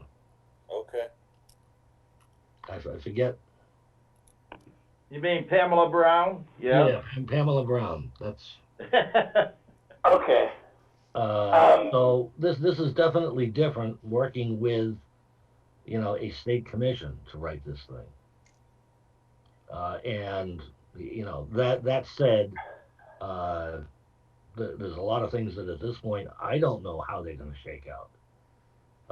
As far as what CMRPC is going to give us what we have to request from them. Uh, I'm sure, for example, they probably have some basic templates for the different parts of a master plan. Of course they do. They're doing it all over the Commonwealth right now. Yeah. Central Mass, I mean, I'm going to say they've probably done at least a half a dozen, if not 10 or so, master plans or, partials or whatever. They just did part of Holden too. So let me ask the question: why can't the CMRPC work with the planning board and execute this project? I'm struggling with why we have to have the select board involved in executing a project that's under the planning board's purview, and we've got CMRPC with monies to do it. Who is controlling the purse strings? I would say the town administrator, not the select board. Town administrator reports to the select board, same thing. Okay, Then why don't we give everything over to the select board and not even meet? I mean, I'm tired of listening to the select board. may I interject through the chair? We seem to be, if we're going to decide on who is in charge of this today, or is this something we can table? Because we're doing a lot of arguing and not making any decisions. And if a motion needs to be made, I'll go ahead and make a motion that the planning board has complete control over it.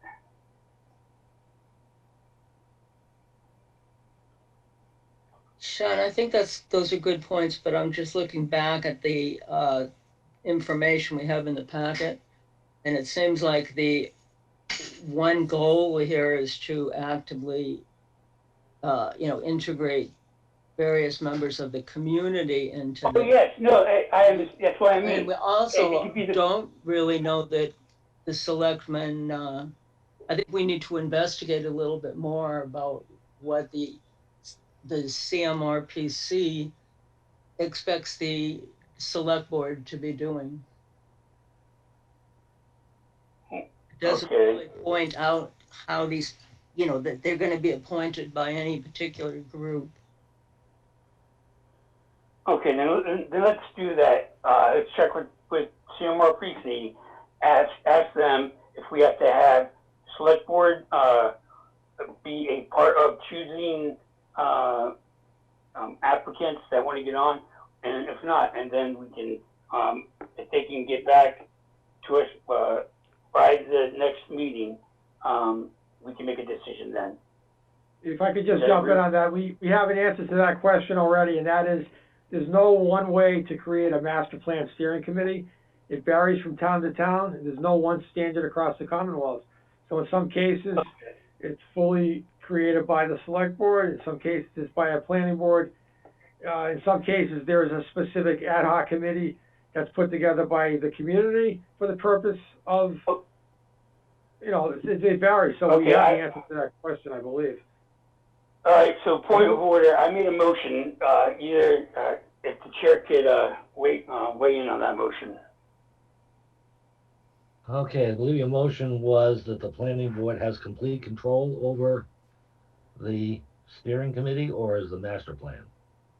Steering committee, what it takes to create the committee to, who does the picking, who, it's we go over the applicants.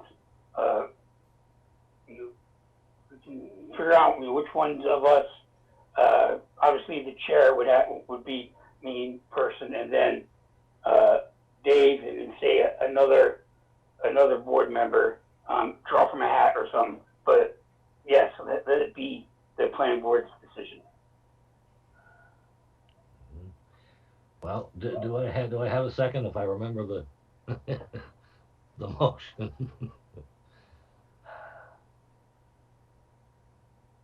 Yeah, I'll second it. Okay, discussion. That's where I was going to do some discussion, Norm. I just wanted to add that, we've done charges. I mean, we had a bylaw subcommittee. We put charges together. We selected applicants for it. We went out and got them. I mean, I don't see this as a difficult issue for the planning board.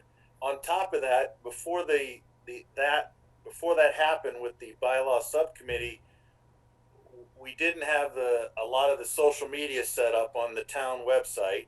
We didn't have Dave working for us, so we've got two positive things now that we didn't have when we set that up. So the rest of the board can tell me if I'm wrong, but I think we've got a lot of positives to do this. You know, You I mean for don't the think, board to do it, Tim? What's that? Do you mean for the board to do it? Yeah, to select the committee, to give them a charge and work with the CMRPC to come up with a master plan to bring before the planning board. yeah, I don't think it should be too difficult to come up with a charge for the committee. And for that matter, I could even see CMRPC having input into that. And I like Marilyn's idea of discussing with the select board to, you know, help us with that. But I think ultimately everything should ride with the planning board, and that's just my opinion. That's the reason why I second it. This sounds maybe a little bit weird, but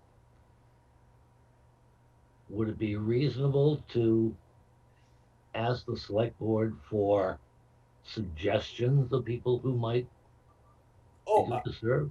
I think that's Well, great, Norm. I agree. That's what I wanted in the first place. But nothing more than suggestions. Yeah, that's correct. I get it. Even give us applicants that they, you know, that somebody might have talked to them about. I still think that's a good idea of using all your resources. If I may, if the select board has any applicants that they want, they can inform them personally that there is an opening for committee members, and they could apply just like the rest of town residents. That way, you know, they can recommend whoever they want, but they recommend it to the people themselves. You know, hey, there's a board. I think you'd be good on it. I think you should apply. Or Yeah. I mean, am I? it's going to be publicized. It's going to have equal opportunity. I think if we play favoritism to people that the select board want to get in, you know, it could be stacking. You know, That's what I can think. so I would like to move on my motion.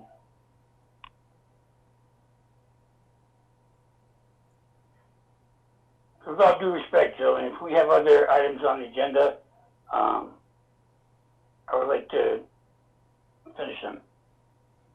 Okay. Anyway, bottom line here is the motion is, I guess, it's not in conflict with what I think we've just most recently been talking about, but it is that it is going to be the duty of the planning board to establish the steering committee. I agree. Is that what you're looking at, Sean? Yes. Is there any further discussion on it? No. Okay, roll call vote. Tim, Aye. Sean, Aye. Dick, Aye. Marilyn, Aye. Norm Anderson, aye. Okay. Next item. If I may. Okay. I think that's enough on master plan. I agree. Agricultural land study update. Dave? Yes, thanks, Norm. So, today we had the second focus, so, to backtrack on this, so we're working with the Regional Planning Commission on this, project, and the idea is to, talk to commercial farmers in town to look at opportunities and challenges that the, farmers face in town here, to look at the agricultural economy of the town. So we've had two focus groups. The second one was today. We've had a total of 6 participants. on these two focus groups. A broader mailing went out to about 20 or so commercial entities that we could identify with questions if they were not able to attend the focus group. So what's going to now happen is the information that's been received over the focus groups will be incorporated into a document that would include maps, a portrayal of what the focus group participants had to say, and ultimately culminating in recommendations.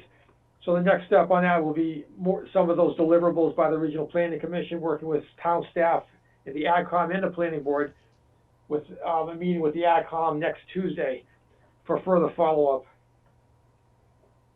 It was an excellent meeting. Very, very pleased with it. Oh, that's good. Okay. Anything else on that? No, I just wanted to give the board an update because this was one of the projects that the planning board endorsed for the planning department to pursue further, based upon some recommendations that were made some time ago. So we are now, just want to keep the board updated on what's happening on this project. Yeah.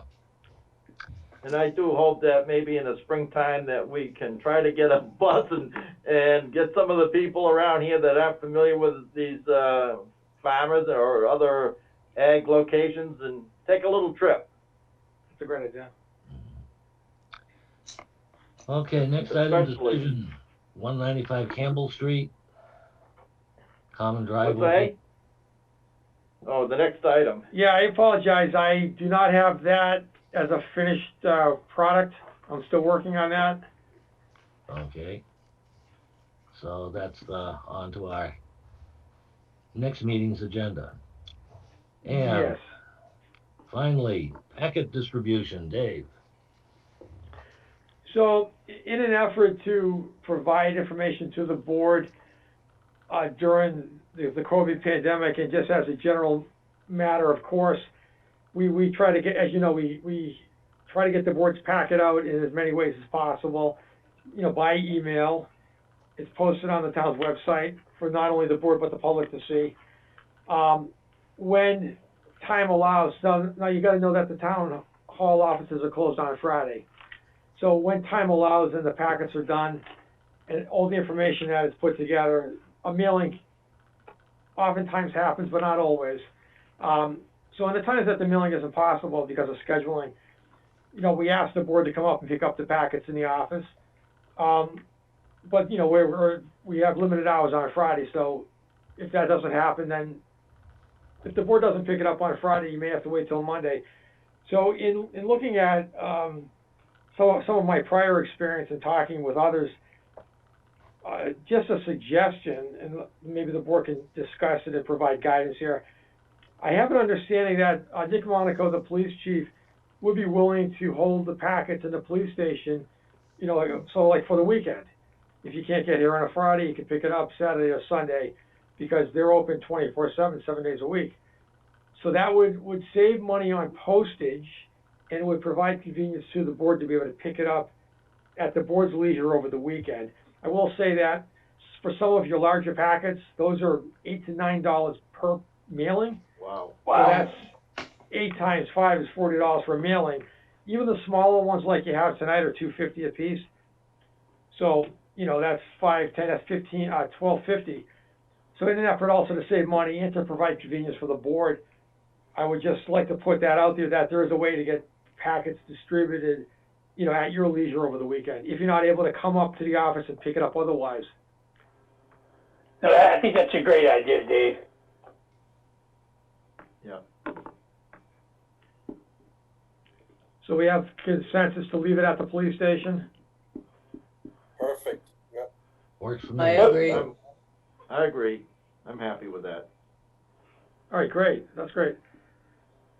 Then I'll retouch base with Nick, just to make sure his opinion hasn't thought. I'll probably take a walk over there myself to see where they would go, and let the board know when we implement this. Yeah, having it left at dispatch, you can walk up to the front window. I mean, it wouldn't take up that much space. It'd only be for a couple of days. Yeah, I think we'll be okay. Great. Yeah. And then, then don't forget about me at the end. No, Norm. Actually, your item ties into Brice Lemon. Okay. That was here, it's on the agenda. All right. Just 1 second, I gotta write something here for Dave. That's our farm. Oh. That's Heifer Project. Oh, cool. Just to let you know. Oh, that's great. What's there? Okay.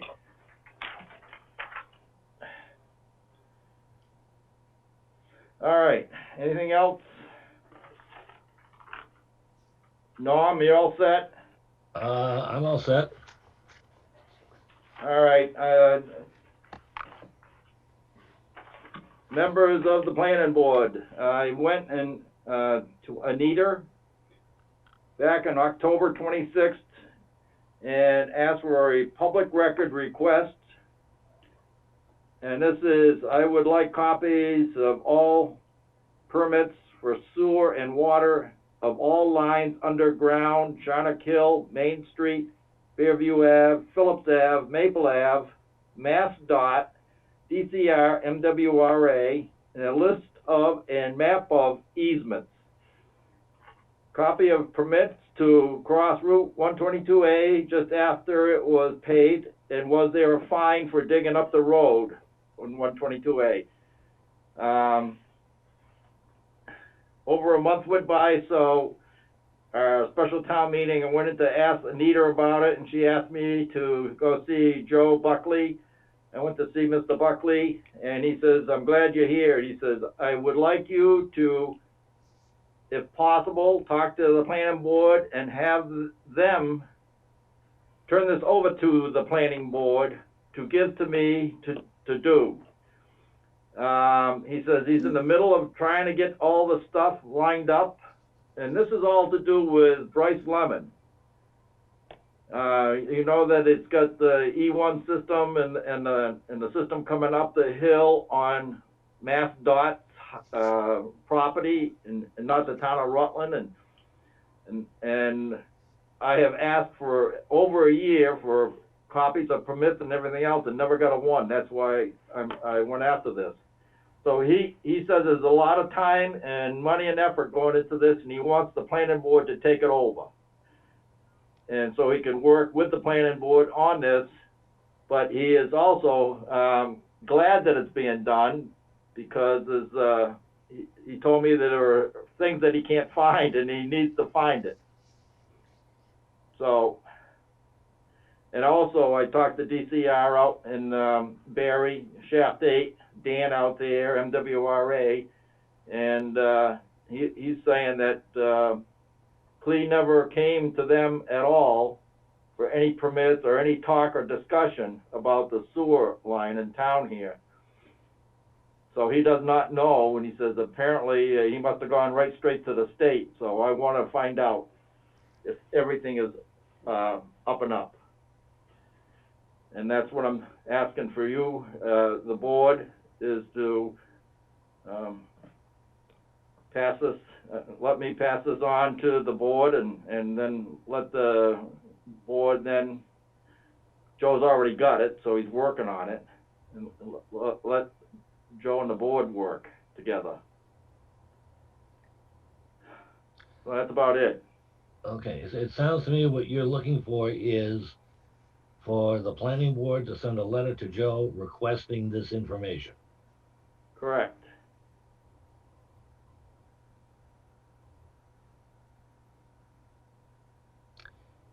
Which he's already started. Any comments? Norm, having that information, shouldn't that go into our book? Because part of our requirements for that subdivision is all permits and requirements, which would be any sewer. I mean, isn't that part of our subdivision bylaw that we're supposed to have all the permits and everything in place? The requirement is that we put in there is that, yes, they have to obtain all necessary, state and federal permits or whatever. I don't believe anywhere it says that they have to provide a copy of those permits to us. Okay. It just says that they have to get them. We should probably change that so we could have record just in case this issue comes up again. That's just my opinion. The other side of this is that in a really not having a lot of this stuff does bother me very, very much, but very particularly, for example, that fourth sewer line coming up Main Street Hmm. was not part of planning board's business Oh, yet. Yet, uh, and this is something even that Dave and I discussed a little bit today. Uh, that is going to be a town sewer line. hmm? Is that That's correct. is that a part of the acceptance of the subdivision? Because for example, I would almost bet that, for example, Clee wanted to have phase one accepted of Brice Lemon. That acceptance included the two sewer pump stations. But I'll make a bet there was not a mention of that sewer line going up Main Street. I'll bet you that too.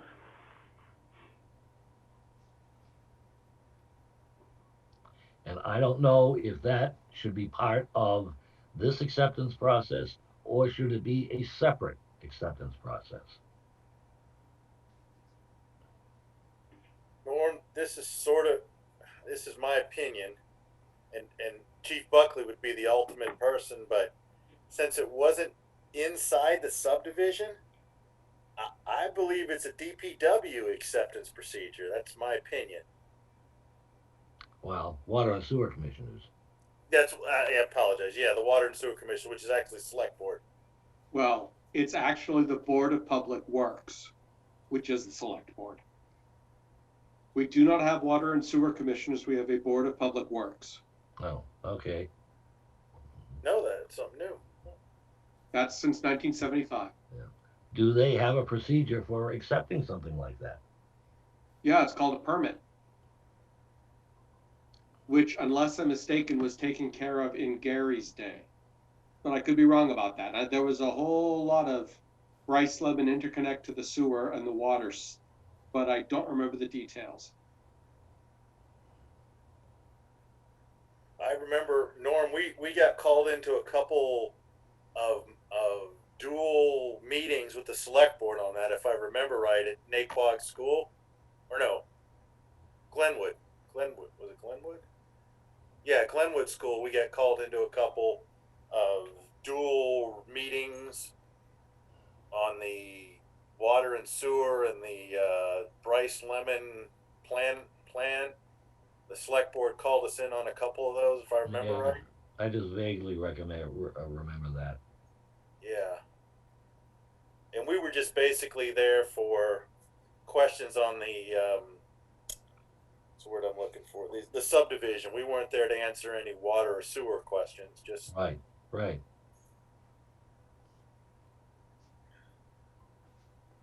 I don't know. That's just my opinion. That to Peter's point, the water, public works, or whatever, that's their responsibility, in my opinion, for that. But like I say, I'm just wondering what's the process by which, for example, the sewer line that goes up Sharnock Hill and up Main Street, what is the process by which that is conveyed to the town? well, Good question. I really don't know. yeah, because I'd have to ask him. Getting a permit, that's the first step, but typically, and again, I don't know the complete steps with the state, but there's intermediate inspections when it's going in. There's as-built plans. There's all those things that I don't think happened. Well, and like I say, that's what bothers me a little bit. Yeah. And they had some problems, and also, when they were putting the line in, didn't they put some T's in also for future attachments? Do they know where those are? Hopefully, Dick, the as-built plans show that. Well, Wasn't there supposed to be one like for Kenwood? yes. Well, this is where I guess I'll reverse my role, and because it's not our sandbox, I don't think we should get involved. Well, It's That- it's the water commission, which is the select board's sandbox. So I guess I'm reversing my role now and saying I don't really want to get involved in their sandbox. that's a very, very reasonable point.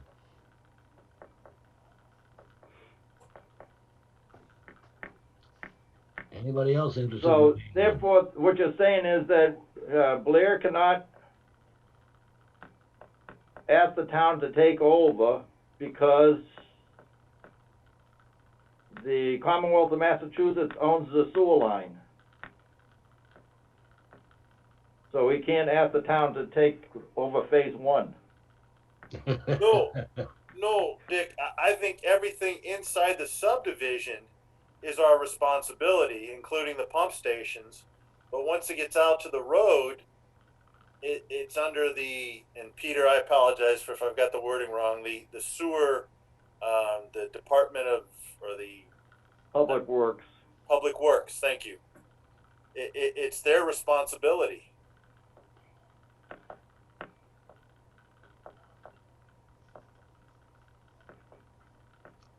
And you're saying you don't want to question them. I don't. It doesn't hurt to ask them for the permits and the documentation for our records, but I don't think we have the. Again, I apologize for this firm. I don't think we have the right to tell them what to do. Oh no, we don't. There's no doubt in my mind. We're not telling them what to do. I just want to know if all the permits were taken out, before the town takes it over. And Dick and Norm and the rest of the board, I don't think that's an unreasonable request just for records. I mean, because Well, I see what you're saying. Now I'm in a dilemma. yeah, we And don't not want to tell only them what that, to do. We just want to know I what they also did. asked about the private streets. Does the town have any records of that allowing the sewer line to go down a private street? And does the homeowner on each side owns to the center of the road, not the town? So each one of those homeowners should have been notified, or is there a special law or something out there that allows them to do that? I don't know. Was it done right? And that's all I'm asking. We have a subdivision that went in there, and people are living in houses, and the sewer system and the water system, I don't know if it's got all the necessary proper paperwork that goes along with it. I don't think for what we're, Dick, I agree with you. I don't think we have the right to tell them what to do, but I think as a board, our due diligence is to make sure everything's correct before a subdivision gets put in. So asking for that documentation, I don't see that as an issue. And that's all I want. We're not telling them how to build it. We're not telling them they can't build it. We just want to make sure that the subdivision that we're hooking up to is properly, I guess, it's properly permitted and built correctly. So we're not taking a whole subdivision and dumping it into a sewer system that can't handle it. I don't know. Maybe I'm going too far. All I want to know is the verification of permits. Well, the board, aren't we going to go through this again if we do Noble Hill? That's correct. Yeah. So maybe it's a good time to head it off at the pass now. And not only that, something I heard Joe Buckley say that they spent, I can't remember how many dollar bills at the special town meeting on the pump station. They had to put a new pump in or something like that, and I can't remember if it was one of Lenny Gingell's. Should the town on a pump station have a bond or something there with a certain amount of money, you know, for future repairs? That's why I remember, Dick, that Gary Kelleher said, "I never want another pump station in this town." Yeah. Yes. Especially if one all of a sudden came up and I think it was around $10,000 he had to pay to get it fixed. Wow. And how many pump stations do we have in town? Now with the new Estimated. subdivision, if I had to take a guess, I'd say probably more than 10. Yeah, I'd say around 8 to 10. Yeah. All right. Well, anyways, Well- I put it out there, and that's what Joe Buckley wanted me to do, is to have the planning board take it over. Oh, okay, are we on board in sending a letter to Joe Buckley requesting that he provide us with the permits for water sewer for the entire project of Bryce Lemon? I think for a record standpoint, I don't have a problem with that, Norm, because Oh, we're probably going to need those same records to make sure that when we do when Carl does the review for Noble Hill, that everything's good for that system too.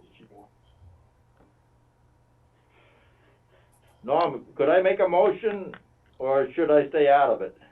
No, make a motion. Make a motion that the Rutland Planning Board takes over this list of asking for permits for Bryce Lemon to be given to the DPW.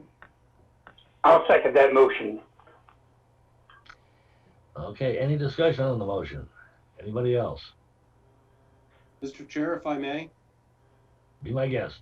some of those issues, some of the questions that I heard asked are not in the purview of the DPW. He asked for DCR and other state agencies, and I have no idea whether or not the DPW has any records of those or would necessarily have records of those. Well, the sewer line is on Mass Dot's property, 122A. I understand that. All I'm saying is that I can't tell you, and only Joe could, if he would have records about those permits, Well, we're asking or if him you for have to what go to he's the got. state to get them. Yeah, we're asking for what he's got. If Yeah. he got it, he can give it to us. If he doesn't, we don't get it. And as far as DCR or MWRA, that's the old NDC. I don't know if the town owns the land, owns that pipeline, or it belongs still to the DCR people in Maple Ave, where it was attached to. That's why I have DCR down there. Well, Dick, I again, unfortunately, having too good of a memory in this, I remember sitting in those meetings in Glenwood, and the select board was adamant about not getting any of that sewer system started to every permit from state to local to whoever had to be involved was finalized before that project started. And Gary at the time agreed to that. Now, whatever happened, I don't know, because again, the planning board didn't follow up on that because I don't think we took it as our purview to be in charge of the sewer systems on the main street. So, but I remember that discussion that they didn't want anything started before all that permit was finalized. So, Well, let's ask. Yeah, let's ask Joe for what he has and move on.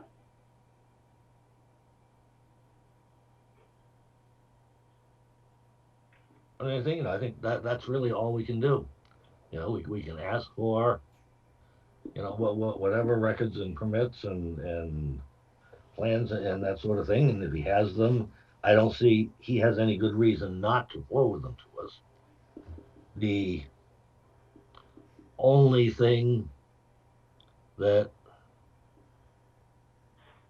I would be a little bit cautious about is us doing this going to be taken by someone that we're just trying to stir up trouble? No, I'm not trying to stir up trouble. I just want the town to be safe. That's all. Well, the letter goes straight to him and not out to the public. So, I mean, although I don't know if that would be considered a matter of public record, but just from department to department, you know, planning board to DPW. You know, that's fine. And like or you think about Joe thinking we're stepping on his toes.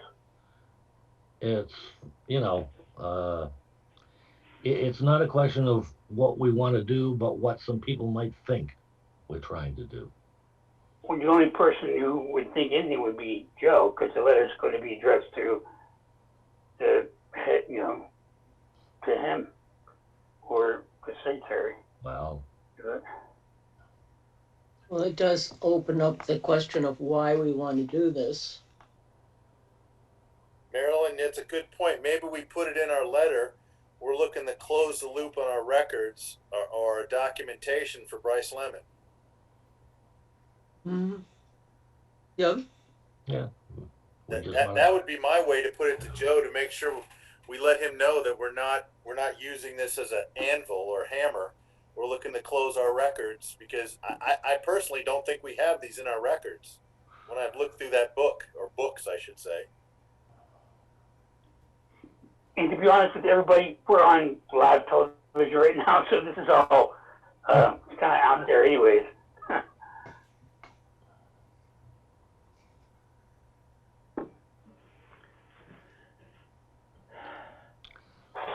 Well, see, we have a motion. Is there any further discussion?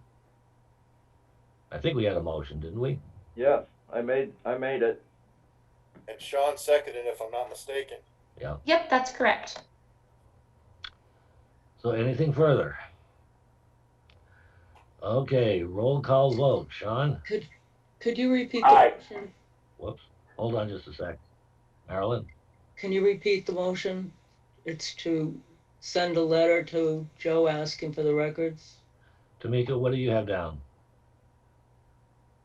A motion to send a letter to Joe, asking for the records and for the planning board to take over the list of permits, or the responsibility of finding these permits. Dick said take over the list of permits in his motion, so he'd have to amend it.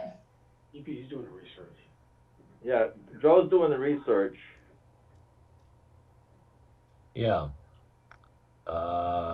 Now let's clarify that motion.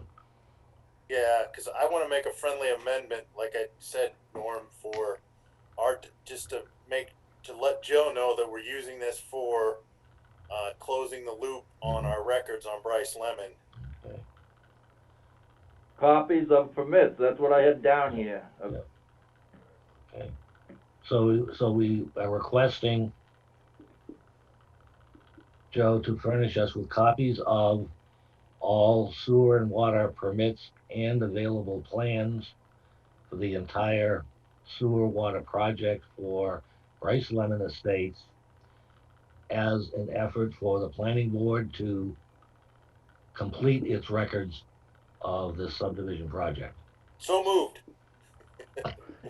Seconded. All right. Okay, did you get that one this time, Tamika? Yes, I've got it. Dick, is that good with you? Good for me. Sounds like a plan. Okay, one more time. Any further discussion? I hear silence. In favor, Sean? Aye. Marilyn? Aye. Dick? Aye. Tim? Aye. Norm? Aye. Motion carries unanimously. Move to adjourn. I second. Does anyone have anything else to come before the board?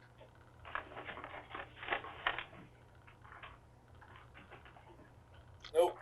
Looks like they're getting ready to shut us down here. Thank you, Tamika. Thank you, Dave. You're welcome. And You're Dave, welcome. Yes. Dave, I'll stop up tomorrow on my way back from my meeting and drop off that card for Clee Senior. All right, sounds good.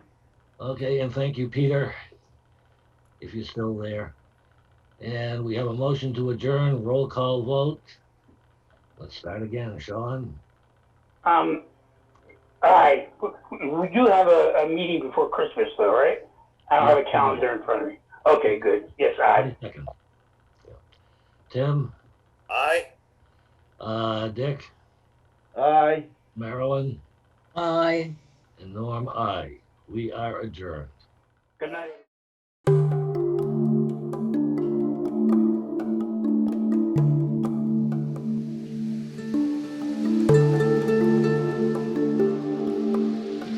Thank you.